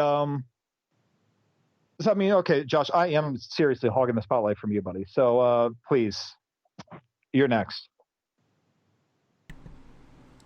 I keep forgetting I'm here too. Yeah. I didn't. Sorry, I didn't hear the fan blowing in the background. You know how it is, man. You gotta mute it. It makes it easier to hear our guest and even you. And I don't shut the hell up. So it's I get it. And every once in a while, I need to clear my throat. Don't want that just go for it. Blasting. I just pull the phone away from my ear and I just kind of like turn my head and like going to the doctor physical, turn your head and cough. There you go. It's like you're the dude that's in Chocolate Rain. Chocolate Rain. Which, by the way, a friend had me listen to the lyrics for the first time, and it blew my mind. Oh no, it's an amazing song. You just have to get past the video. Crazy. That's it. But screenwriting. That's what we're here to talk about. Yes, we have not just a screenwriter, Josh. We have our first ever girl on the show. Yes. Our first woman. Yes. Well, I mean, no, I'm not going to say shit. But the thing is still, our first woman, our first grown-ass woman is on the show. Everybody. See this? We can get a girl once in a while. So go ahead, Josh, whatever you're saying. How am I supposed to follow that up, man? I need to drink less.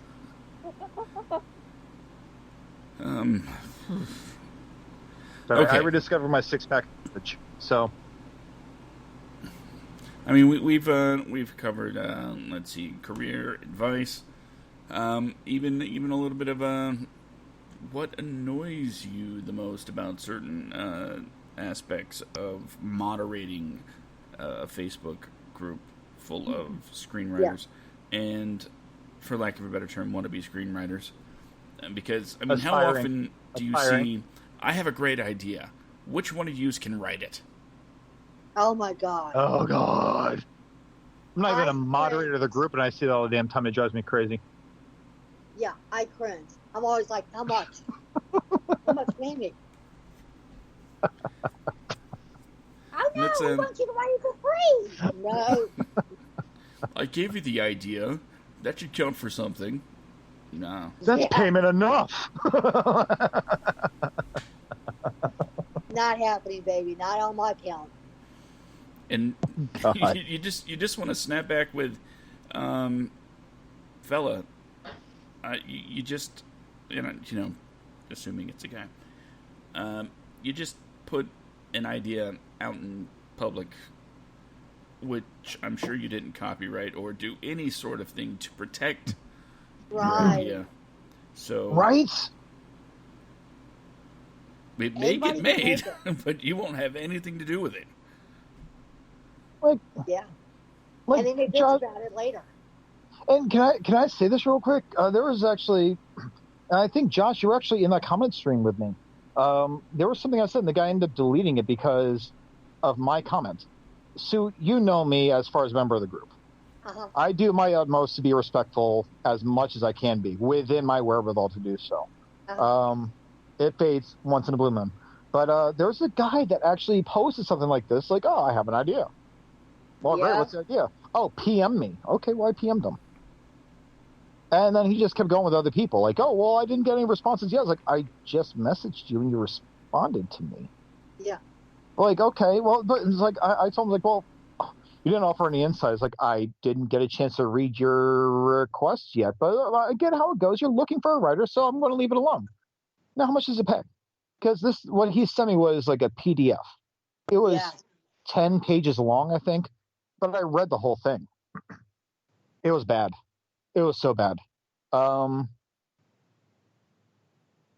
And his response was like, well, my working with you is payment enough because I am worth my weight in gold. I think those were his exact words. Oh, my God. And I told him, I was like, okay, well, I'm going to send you a bill, so I need you to send me your address. For what? For reading that shit. Yes. Deleted. Like, so no, I'm sorry. I think I was blocked, actually. Time is No, sort of money. Well, that's the thing, Josh. I was working on one of the episodes about Agent. I just took a little break. I'm like, well, I just read 10 minutes of bile. Yeah. And Josh and I have had conversations in the past about the group, but mainly towards the bullying of people that are not born of an English country. Yes. That are trying, and you have to give them. Oh, sorry, I think I'm fading out. Sorry. Yep. Sorry, is that better? Every time I hear like static noise, I feel like I'm fading out. So now I'm being mindful of it. Can you guys hear me okay? You're fading out a little bit. Okay. Give me a second here.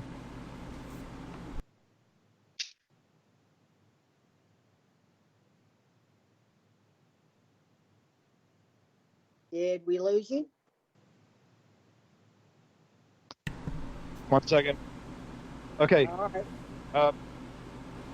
Can you guys hear me at all? Yeah, you're going. You're going. Ah, God damn it. This is like the first for me ever dealing with this. Okay.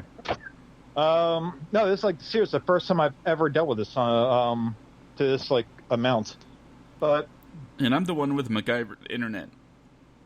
I know, right? I actually have good Wi-Fi. The thing is still, so you have these people that are not English born. They're not like, native English speakers, and they're just being belittled. It's like, oh, well, what's the first thing you do in a situation like this? And they post like, actually, sometimes a really good idea. And you have these responses like, oh, I learned English. I'm like, oh, whoa, dude. First off, your grammar's atrocious, okay? So you don't know English. But it's like, so I mean, like, let's extend this a little bit. So with like people that are non-English speaking, and let's face it, most of where people think of when they think of the film industry is the American film industry. Now you have some amazing foreign films. You have some absolutely beautiful foreign films, and some of them, I've got to say, most of them knock the American cinema on its ass. But America, we're stupid. We like what we're comfortable with, so we go with shits. Now, that being the case, with these people that are trying to make it, like, because you see them from all over the place, whether it's from parts of Africa, maybe sometimes I think I saw one guy that was in Italy, Spain, Puerto Rico, Mexico, whatever. You see these people that aren't really native English speakers. Right. What would your advice be for them as far as pitching a script? And I know that a lot of countries have their own agencies or their own ways of copywriting stuff like that. I think over in Europe, a copyright is free, actually. Yeah. Versus America, where we have to pay like $45 to copyright literary material. Yeah. But what would your advice be for these people that like want to do something in the United States, but they're not completely grammatically, I guess, fluent? Yeah. Because the English language, to, there, like, we have so many words that sound the same that mean different things. So I would really suggest that they try to learn some fundamental English before approaching anybody in the industry, because the movie industry, the film industry, you have to have very thick skin. Oh, yeah. Very thick. Remember I talked about that guy who wanted to be a screenwriter, and the agent said, oh, she sucked. So now he's a real estate agent. There you go. And he's American. Try to get as much English as you can, and then email someone. But before you email, have one of your English speaking friends proofread it. Does this look right? What should I change? And then send it off. And I'm always more big about new screenwriters, no matter what. No matter how good you think you write, I can guarantee you don't. Get an editor to proofread your script. Proofread everything. Get Grammarly. It's free on it's a free app. It tells you, hey, idiot, don't do this. Replace it with that. and you got a really good email then. I'm always using it, and I'm Southern, so I'm always messing up my word. I use Grammarly as well, mostly because my middle schooler downloaded it, and all the time I'm like, it's a line of dialogue. Leave me alone. I'm just happy you're honest with that, buddy. My middle schooler downloaded it, so I'm like, oh, Daddy could use it too. So honestly, at first I never heard of it. I'm going to download it too. So. Well, yeah, use that, and it happens, I mean, but try to have it proofread before you reach out to them, because nothing kills it faster than have a messed up email from Joe Schmo in Kalamazoo going, hey, I like, do you like, I like, you like, here's what's good, you like, I like. You're like, what the hell is this? Well, it's just like, okay, so there's one thing that I think like a week ago or so, Sue, that made it into the group. And someone was talking about, I think the post is something about how I'm not a native English speaker. It's my second language. How would I go about doing this? Yeah. And you seem to be warmed up to my response to it. Because there's so much bad advice in there. There's so much like, I'm looking at this like, this guy's going to get fucked. Oh my God. Like the way these people are responding to this. And I told the guy flat, I was like, get yourself a professional script reader or a script doctor. Yeah. Have them go through with a fine-tooth comb, and after they do it, edits. Yes. Anything that does not carry the story forward, remove. Dialogue, exposition, anything that's in there, get rid of it. Minimize your headache as much as possible. Tone it down. Yeah. And all these other people are like, oh, well, no, keep it the way it is. Like, well, no, dude. We're supposed to be like looking out for each other here, and you're kind of like, I get that someday you might be my competition. That's a big word for you, though. But the thing is, it's still Absolutely. Now, don't screw the guy over. right. Now, I consider myself seasoned. So I've been doing it for a number of years. I still have a really good script writer, editor that I love, John Walt. He's in the group. He's from Canada. Okay. I use him religiously. I pay him a couple bucks. Hey, John, look at this. He goes, all right, I got to do some stuff to you. I said, go for it. I trust you. And he does what he does. I pay him. He does his work. I write. He tells me what needs to be fixed. He fixes it for me. All right, good. I'm happy with it. That's what every screenwriter needs. Get an editor that you can trust. They are invaluable. When I say invaluable, I mean you need them and you will depend on them for your very life. Oh, yeah. Yeah, editing your own work and everything else. I think, Josh, you and I, was it the last episode that you and I did with the 48-hour film festival and the do's and don'ts of screenplay competitions? Was that the last episode? Or? Yeah, that was last week. It was one where we were too professional. I didn't like it. Yeah, we gave out too much good information. Well, yeah, no. It's not that we gave out good information. It's that we were too concise, and I didn't like how it went. We're known for like you and I are known for more like the dick and fart kind of guys, as opposed to the whole well, this is what you guys need to do, and then I gave out my drunken uncle advice, as opposed to your usual, you're the only person that gets in the way, like which you will sign off on this time. I won't do it again. I learned. But the thing is still, there are things I even told somebody in the group about this, and see if you agree with this, Sue. There was someone that was talking about how, you should enter your screenplays into contests and pay for feedback. I hate that. And I wrote, one of my big things I said in the last episode was like, do not enter competitions for the most part. Most of the time, competitions are a waste of time. Right, exactly. But if you're going to do it, if you're going to enter a competition, don't do it for the grand prize. Don't do it for the information or the opinions, which is what they are. They're opinions. Don't do it for those. And if you're going to do it for the opinions, make sure that you know for a fact that these are people, if they're the right competitions, they're professionals in the industry, and their opinions may be worth something, and you should maybe heed them a little bit. But enter the contest that has reputable names in it. not the one that has like the $55,000 grand prize fee or a grand prize winner. Don't go that route. Right. That's chance of you winning that is slim to none. Go for the names.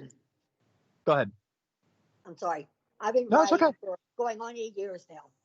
I just started entering a contest last year. Only a couple of them. And I really don't have a lot of faith in them. I'm just like, all right, I got a couple extra bucks. Let me do this. Whether I win or not, it doesn't matter. What matters is me getting that script out in front of the right people. Not a yeah. Absolutely. Now, James Kirk, one of the moderators. Yep. No. From what I see, he's and from what I've looked up, he's a very, very reputable screenwriter. Yes. And with him, entered a contest. Well, and that's the thing. Like I know, there was someone that went on. It was like, how often do you enter a screenplay contest? I remember very well. James Kirk said flat out, never. Yeah. Like I'm looking at this like, well, he's more of a man than me. That's success that I want to have. So I'm going to keep entering contests right now, but I'm not going to post it in the group now. Well, like we said, the biggest you beautiful bastard. Come from entering a contest is exposure. That's it. Connections.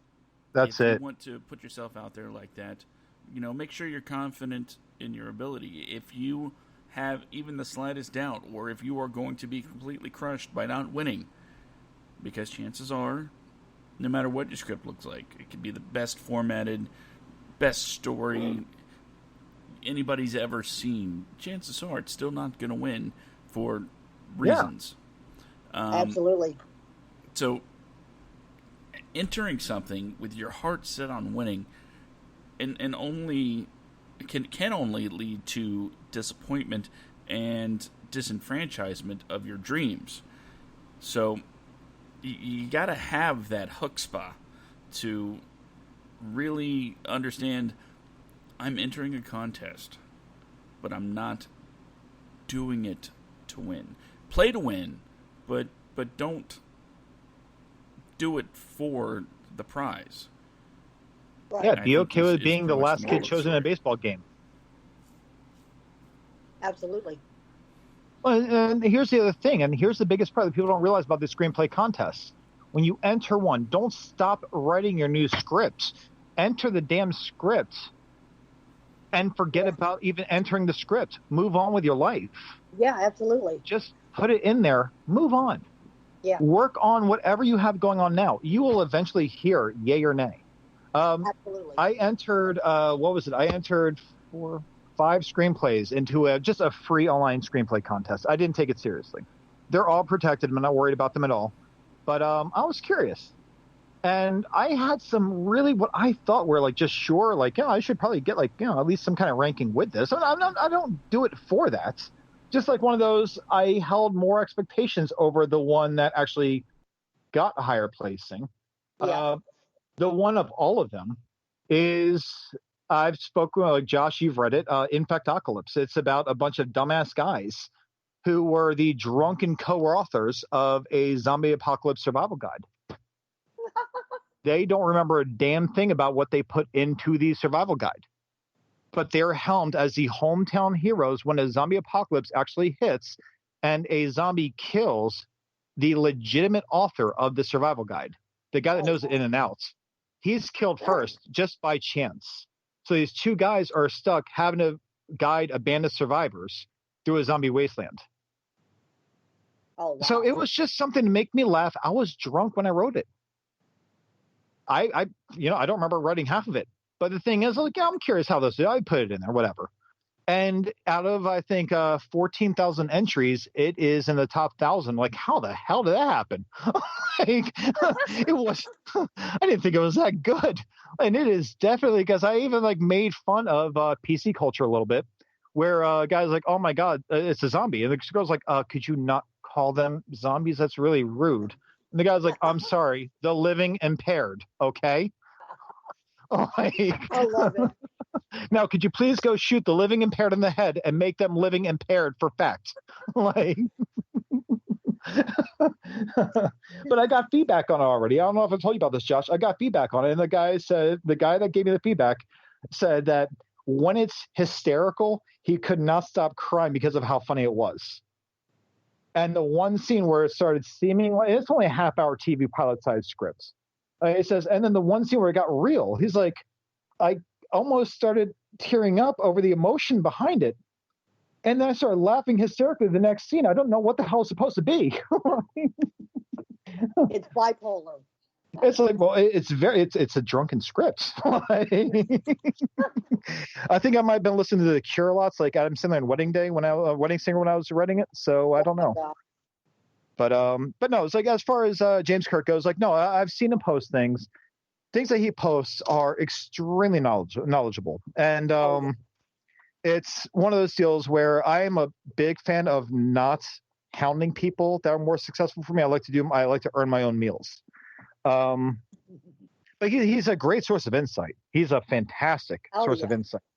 But then you have other people also like Bob Sands. I think Bob Sands. I don't know how to pronounce his last name. But he wrote a screenwriting book. I actually purchased the book. And there was some guy that I don't even know who the hell he is. That was someone was like, oh, I couldn't even make it through the first chapter. It was full of spelling errors. Like, well, dude, what did you write? Read the book. Like, God damn it.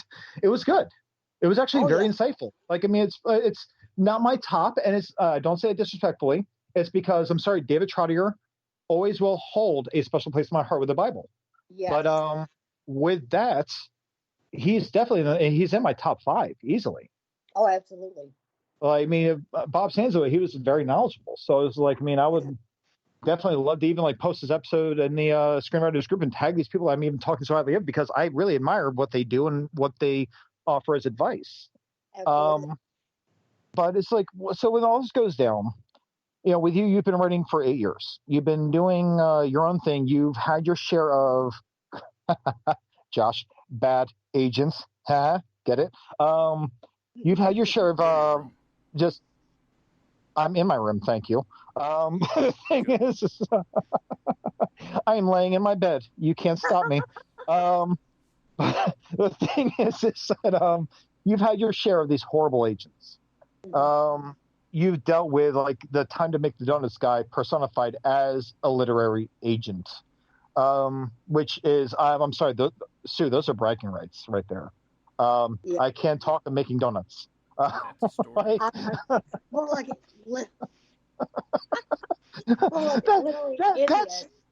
a comedy character in a TV show itself.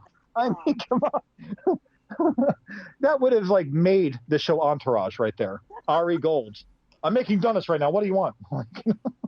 But so all these things go down, and you keep your head on your shoulders. You didn't cave in. And I admire that about you greatly. I truly do. You didn't cave into bullshit. And you definitely didn't take any shit. Like you seem to dish out your own right back, which is great. Yeah. And it gets me in trouble sometimes too. So. And that's fine. But trouble's not always a bad thing. Sometimes there's good excitement, just as there's bad excitement. Right. But the thing is that with all this that goes down, you've maintained, and as you put it earlier, you're not comfortable. I don't want to get into like the finances. That's not my business or anyone else's. But you're like career-wise, you may not be where you are hopeful of being, but you are definitely climbing the ladder there. Definitely. And that's where it starts. Right. And so the whole point of everything I was saying earlier with the whole, like, there is no ceiling cap on aging or anything like that. Honestly, there is if you are just so stuck in your ways and you don't want to evolve with the times. It's like being a doctor. You don't want to give like some kind of procedure that was outdated 5 years ago to someone that's going to kill them today. Absolutely. You want to actually you want to do something that's going to really show how versatile you are as a writer. And the older you get and the more versatile you are, that should other writers shouldn't even hold a candle to you in your ability to put forth a story. Still, appropriate. What's that? Said, I don't know, man. Leeches are still appropriate in certain situations. Yes. In certain countries and parts of the state, this country rather. Florida. I'm sure in California it is too, because California is actually more than people think, half a red state and a blue state. So, well, politics, keep out. The thing is still, all this goes down. All this stuff goes down. You deal with all this shit. You don't quit. Right. Ooh, wow, well, that's a good bumper sticker. I'm going to use that. You deal with everything and you just keep chugging forward. I'm sure that having someone like your husband at your side has been a good thing, because I don't really think, from how you speak, that if your husband was like, "Oh, where's my pie, honey?" Like, I don't think it'd work out too well. I have to go to the store and buy it. I'm sure even with him being in the military, that pretty much be worthy of, well, where's that wire for your jaw that you're about to get? Like, Yeah. But absolutely. The thing is like, with all this that goes down, not just the husband, but what are things that really made you just chug forward and like really just say like, no, let's go for number 9, Josh. Fuck you people. I'm going to do this. I just don't know where to give up. I'm like a dog with a bone. I'm serious. Like Ernest P. Worrell. My ex-husband described me in court. She's like a rabid dog with a bone. She will not stop until she knows she's right. And that's how I am. I will not stop until I know I have it right. I'm that competitive with myself. Not with anybody else, but with myself. So would you say it's a good trait to have as an upcoming screenwriter? Just like to just kick your own ass the best you can until you beat yourself and your own expectations. Absolutely, yeah. Matthew McConaughey made a video, I think a year ago or so. I'm chasing myself. Yes, exactly. That's exactly what it is. I will say I cringed a little bit watching, but I'm like, okay, yeah, I get what he's saying. Yeah. Oh yeah. With Matthew McConaughey, you never know how it's going to end. It was the delivery, not the wording. Yes.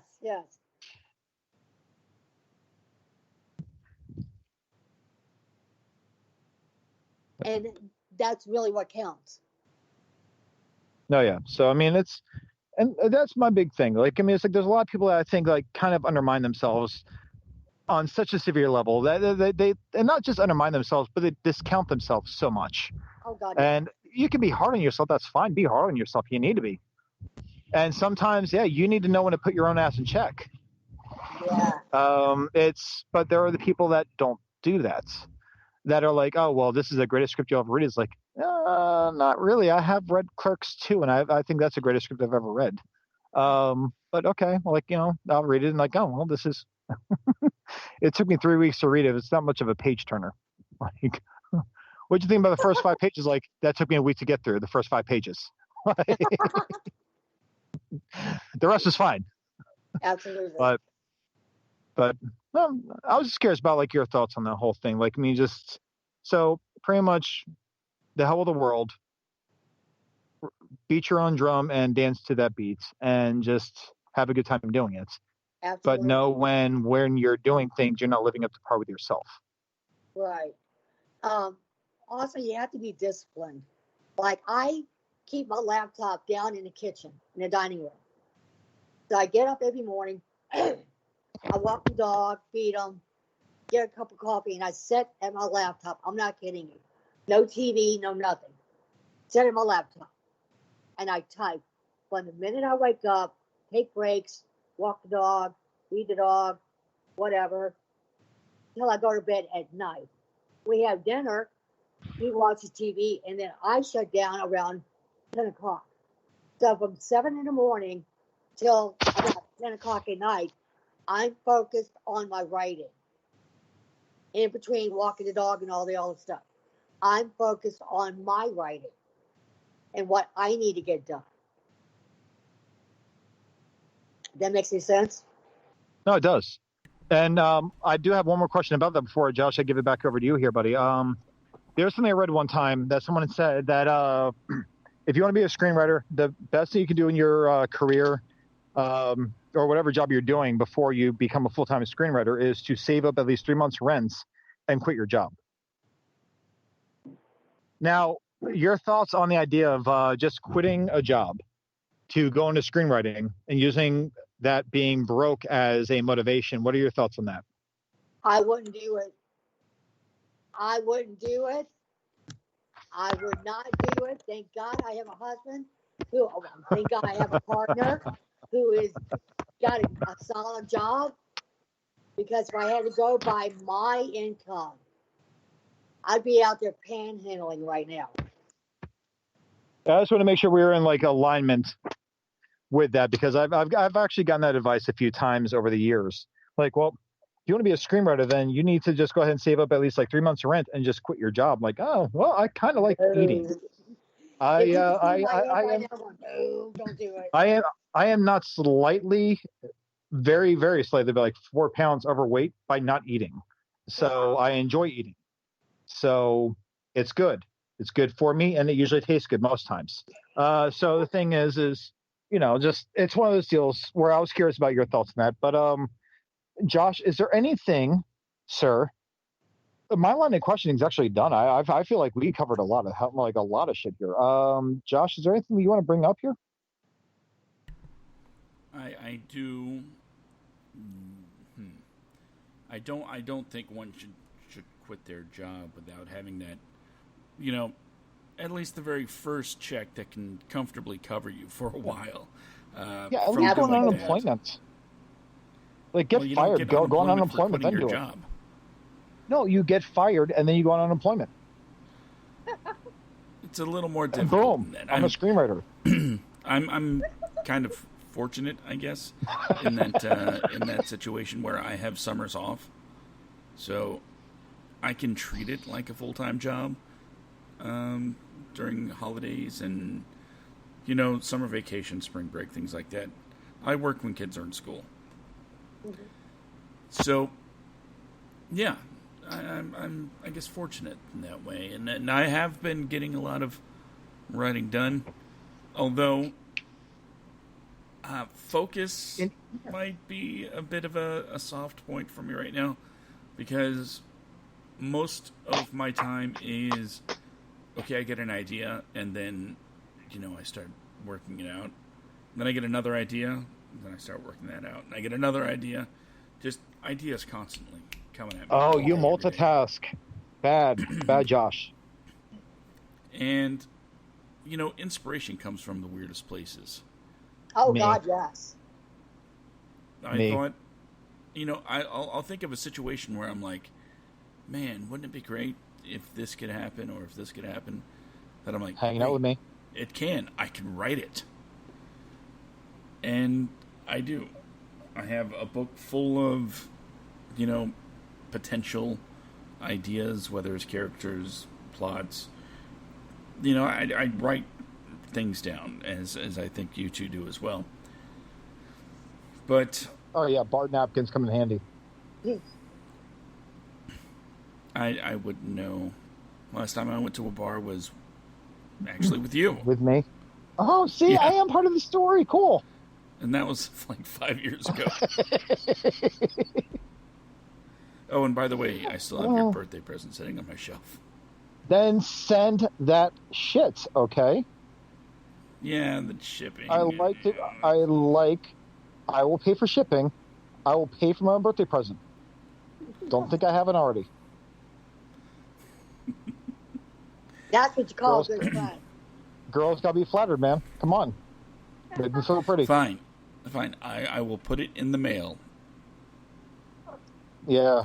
My dad said that about my birthday card when I was 13. Never got that. Cool. Wow. Dad, if you're listening, I'm joking. But I'm still waiting on my card. To a couple of things that we've talked about. I know I'm not the most frequent of posters in the group on Facebook. Honestly, most of the time, it's by the time I see a question or a comment or a subject, the thing that I was going to say has already been said like 10 times. So I'm like, yeah, why be redundant? Most of the things I'll post usually involve, hey man, it's your story. You got to do, you got to do you. And that's pretty much it's me trying to give the I don't know what the word I'm looking for is, but I'm trying to encourage them to listen to their own voice. Yeah, it's good to get advice. It's good to get help from those with experience, as far as technicalities of formatting are concerned. But at the end of the day, I think, and I hope all of us agree that no matter what you ask and no matter what someone says, their names are not going to be on your work. So Absolutely. You have to live with it. Absolutely, I agree with that. And if anybody takes, after all the great advice that was given on today's episode, I hope people really understand that it really is up to you to do what you do. As far as questions go, I'm tapped. We've been on for 2 hours. I can't really think of a stone that was left unturned. Well, it's been a fun 2 hours long. I loved it. I really do. You guys remind me of Howard Stern, the show. Well, that's largely due to me. No, but seriously, you guys can find me on Facebook, on Twitter, find me on IMDb. I'm on all 3 of them. Are you on Instagram? No, I was. Wow. I know. I deleted Horrible. it. Everybody's telling me to go back on Instagram. Maybe I will this weekend. I'll do it. I'll send you guys a link. Well, that's Brandon's field. I personally don't go there. No, Instagram is definitely more of a me thing. That's why I said it's so evil, because now I can't. Like Twitter is Josh's thing. I love Twitter. I really do. I meet some amazing people there. I know nothing about Twitter, and I'm a creature of habit. And so I tried going on Twitter. I'm like, why am I missing on news? Michelle, my girlfriend's like, oh, because you don't have any followers. I'm like, so that tells me I've got to eat shit then? Like, yeah. Where's the good stuff? My personal Twitter is like about 800 or so. Nice. So you gotta connect with people, man. Right. Now I've got a good friend of mine, Chris Connell. I told you about trying to get him on his show. He's the actor, right? Yes. He doesn't do Twitter. And I'm always like, Chris, go on Twitter. No, I don't need him on Instagram. I'm on Facebook. Dude, you need Twitter. Trust me. He won't do it. No. He's very stubborn. I got scolded by somebody because, Josh and I have this dream of having Kevin Smith, of all people, on the show at some point. Mm-hmm. And so we have this big dream about this, and I'm thinking, a lot of these celebrities respond to their Twitter more than anything else. Yes, they do. They don't respond to Facebook or Instagram or anything like that. They respond to Twitter. I'm like, well, I should really work on Twitter, but that takes effort, so I'll get around to it. Yeah, they're like, how do you get Kevin Smith on your show? I was like, I don't know, tweet him. Yeah. Well, I think you and I had actually talked about staging like a like one of us dying. No. It to him. Or no. We staged that we were getting married, and we wanted him to officiate the wedding on the show. Before we told him that we were not, in fact, actually getting married, to see and hope to God it plays out for the best. Well, that's and have the interview take place during the vows. Brandon, take Josh. So Kevin Smith, what do you think about this, man? Like, I do take Josh. to having to hold, just like Dante did to Randall in Clerks 1 and 2, right, Kevin Yeah. It's about filming that. And now Kevin Smith is my enemy. So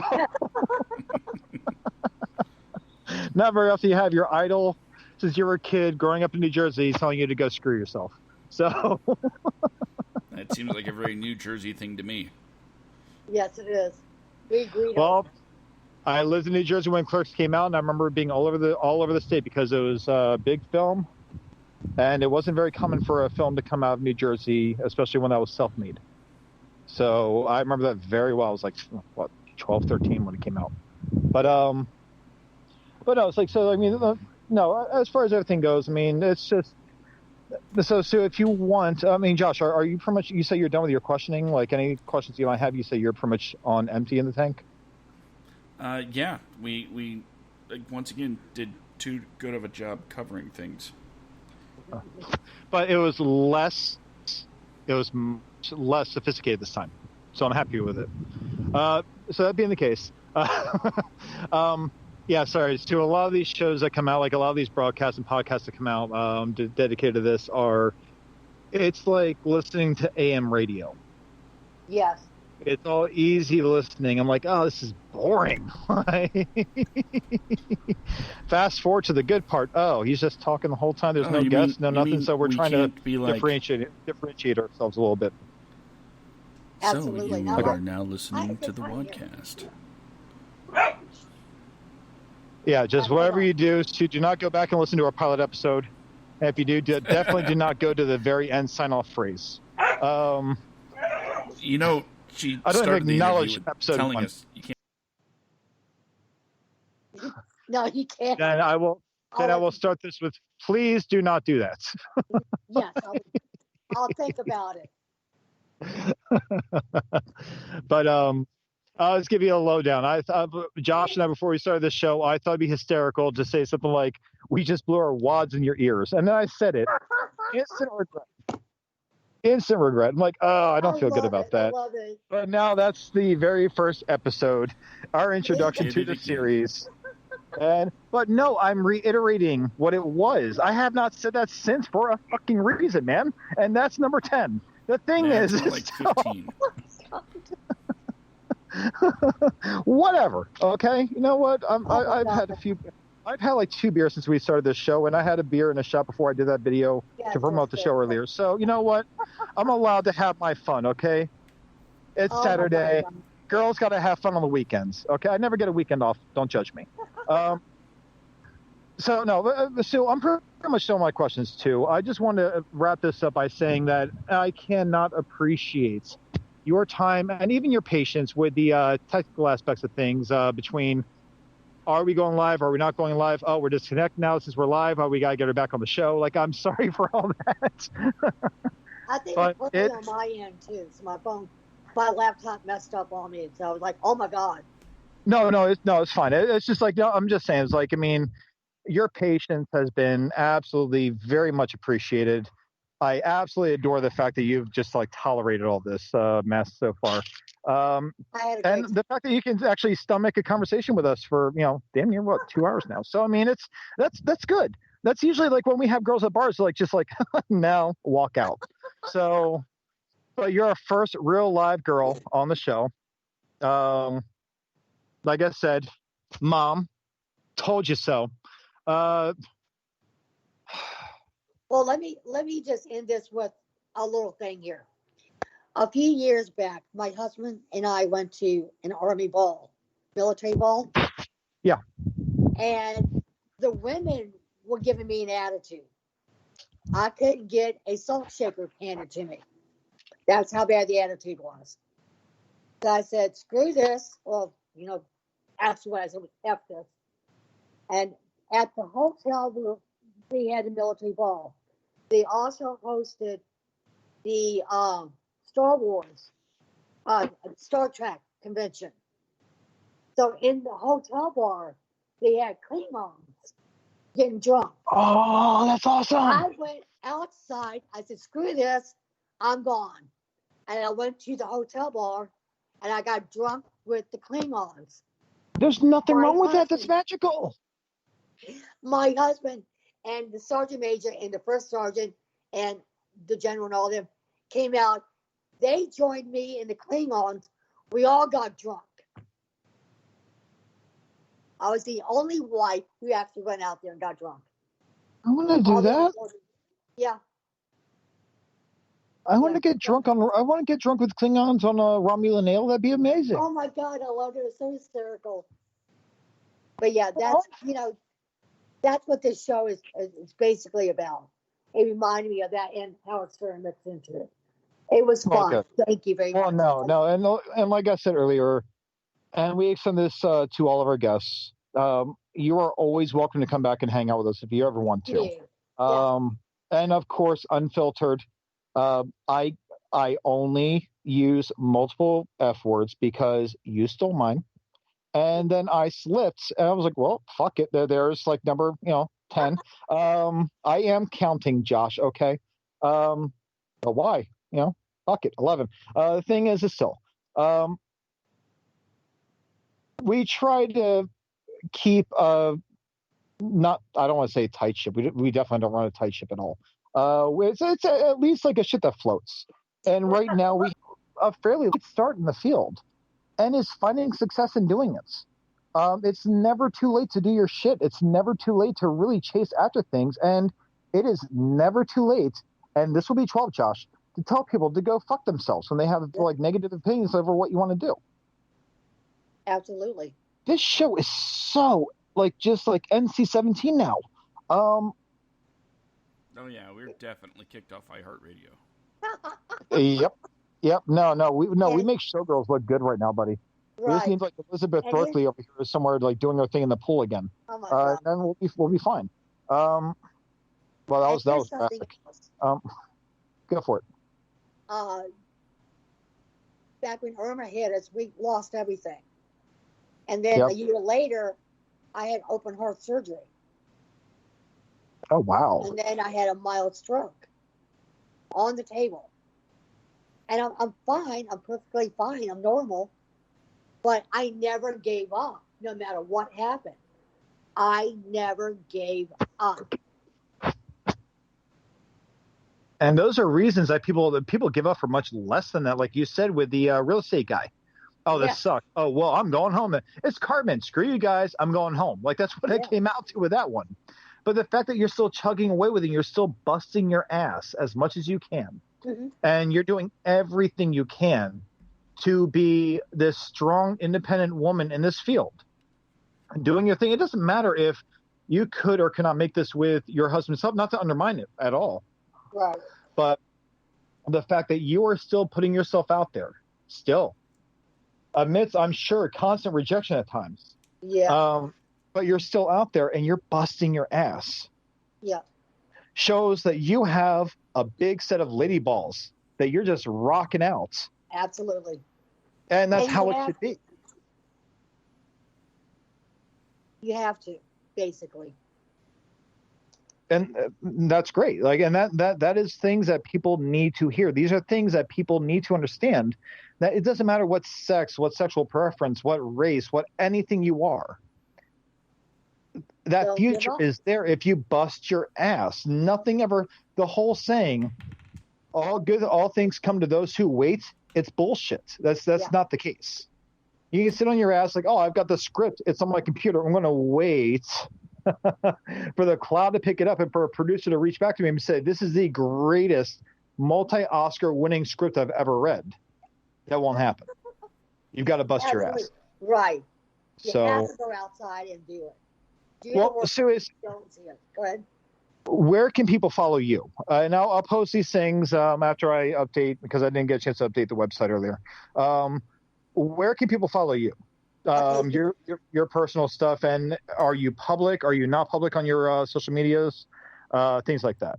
I'm public on Twitter. I will be public on Facebook. I did have it as friends only. Yeah. But I will be public on Facebook. And okay. I'm on it, not Instagram, but I'm on LinkedIn. But I'm not really on there very much. I just go in there and check it once in a while. The two main things is Twitter and Facebook. Okay. I'm on there religiously. Okay. And you can find me. You can find me in Screenwriting Network, that group. Yes. I'm gonna post a link to Screenwriter Network, because I will recommend people come onto that site, just because, again, how you, the moderators, and the administrators actually moderate that group. I will definitely post a link. Let me go interject for it. something. For Screenwriters Network, they have to answer all of the questions correctly. Don't go, yes, I like the group. Yes, I like the group. Yes, I like the group. You're not going to get in. You have to know what a log line is. You have to know, certain things. So just answer the questions. Yes. And don't be douches in the group. There's enough of those. Yeah. We're weeding them out. And stay on topic. Oh, I know. Well, no. We're staying on topic. Not you. Anybody that wants to post in the those group. people. Yeah, you people are hosting the group. Stay on topic, guys. Yeah. Yeah. Not me. I'm good. But okay. So here, one second. Who the hell is? Sorry, 1 second. I mean, it's a group for screenwriting, not debate 2020. Yes. But no, I'll be posting a link with all that stuff in there. Answer the questions. Know what you're answering. Otherwise, you won't like get into it. And that's for a very good reason, because no one needs more blackhead videos anyway. So. Oh my God. Oh God. Oh. Eating eggs Benedict one time in a restaurant, watching that stuff, like, okay. And I'm done eating. But the thing is, report and block. But the thing is still, so okay. But and I will offer this. I usually do this, and I think it's actually, Josh, I don't know if it's yours or my week to do this, but I'm going to give it to Sue. Sue. Yes. Is there a recommendation of an independent film, not a mainstream media film? Now, this can be a short film. This can be a feature film. It could be on Amazon, Hulu, wherever. People have to pay for to see this shit, or they don't. But is there like a recommendation you have of a film of either feature or short length that you think that people have to see? Independent. What really comes to mind is this one film that I saw on Netflix, I think. And it's called The American Son. American Son.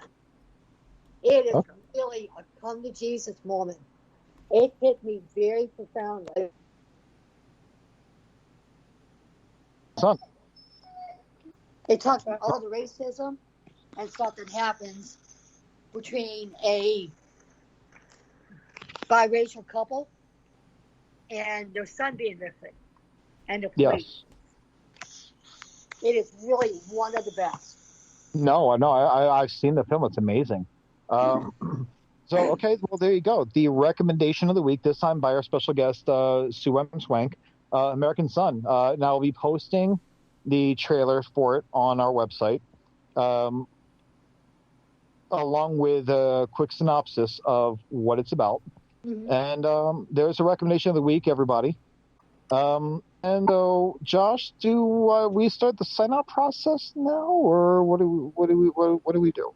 Like, should I give Why don't you go ahead and tell everybody where to find us on Facebook and Instagram? Okay. Well, they can find, everyone that's listening can find us on Facebook. We are at Facebook. Our page is called The WADcast. You'll know our page because you type it in, The WADcast, WAD cast, writers, actors, directors. You'll find it at The WADcast. You'll see our black profile picture with the white banner with the word WADcast in it. Go ahead, hit like, follow us. We have episodes usually on time every week. Friday at 10 p.m. Yeah, 10 p.m. Eastern time, 7 p.m. Pacific time. But you can also find us on Instagram. Instagram is instagram.com/the WADcast. Just like the name of the podcast, but the WADcast. You can find us on there. Follow us.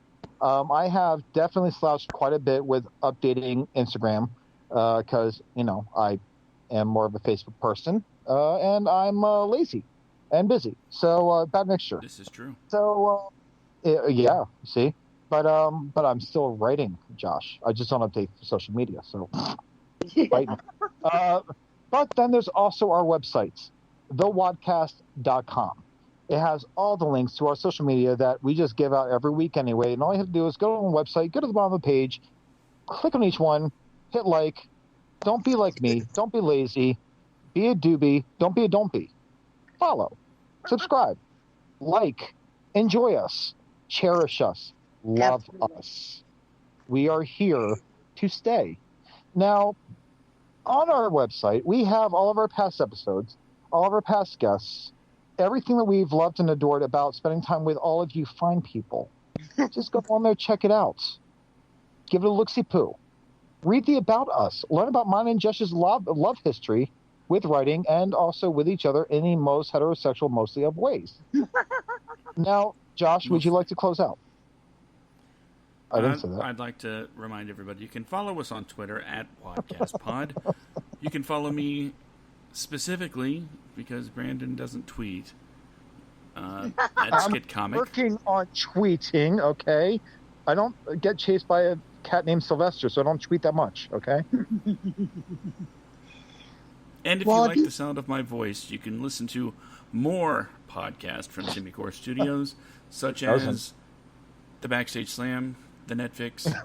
If you go to indieradio.org, there is Cinema du Fromage. And in collaboration with indieradio.org, we have Film Freaks. And we have yet to set an actual day of the week to consistently record. But if you follow any of those Twitter accounts that I previously mentioned, you'll be able to catch up on that as soon as an announcement is made. As for the WADcast, join us here each and every Friday night, 10 p.m. Eastern, 7 p.m. Pacific. And this Friday, we're going to do something crazy by having a second guest in a row. Oh, my God. We're beating I was them going to make off a with joke. I'm not stick going these to. days. Okay, that sounds That bad. sounds interesting. Yeah, wow, dude. That just got violent. This is not Grand Theft Auto 5, okay? You don't beat people for being on the show. You cherish them. You Well, love then and I caress quit. them. Verbally. Not physically. That's, illegal. Verbally. You love and caress them. Sue, Yeah, we verbally love and caress you. I verbally love and caress you back. There we go. See, nothing weird there. Yeah, we're off the scale as far as rating goes now. Oh, it's so bad. But you know what? Sometimes you got to go for gold, Josh. So, So, oh my God, I'm done. don't forget I'm to out, join us people. next I'm week. sorry. Love all our listeners, our followers. Mom, I'm sorry. I'm done this week. So, Josh, close us out and play us out, Johnny. Whatever you want to do, and I'll just shut up. Well, I'm just going to plug next week's episode, and then I'll play us out. Go ahead. Next week, join us for another special guest, Scott Christian Sava. He is the writer and one of the directors for Animal Crackers, which you can find on Netflix. He looks to be a pretty interesting guest. Before we go, I want to say, once again, thank you to Sue for joining us on the show. It has been a delight to no end. It really has been. All joking aside and stupidity aside, thank you very much. And it has been probably one of the most insightful shows for any kind of aspiring screenwriter, and I cannot appreciate you enough for actually taking the time to do so. Anytime. Always happy to come on. Oh, good. See, we have a feature return guest now. Always. With all of that being said, let me remind you that I don't do the motivational closing this time. no, never again. Okay. when it comes to you in your dreams, you are the only thing standing in your way. So knuckle up, do your research, and use your grit and determination to make sure that you do what you want to do. Absolutely. After all, you're the one that has to do it. No one's going to do it for you. Until next time, this has been the WADcast. I'm Josh. That's Brandon. Over there. I'm Brandon. Have a good week.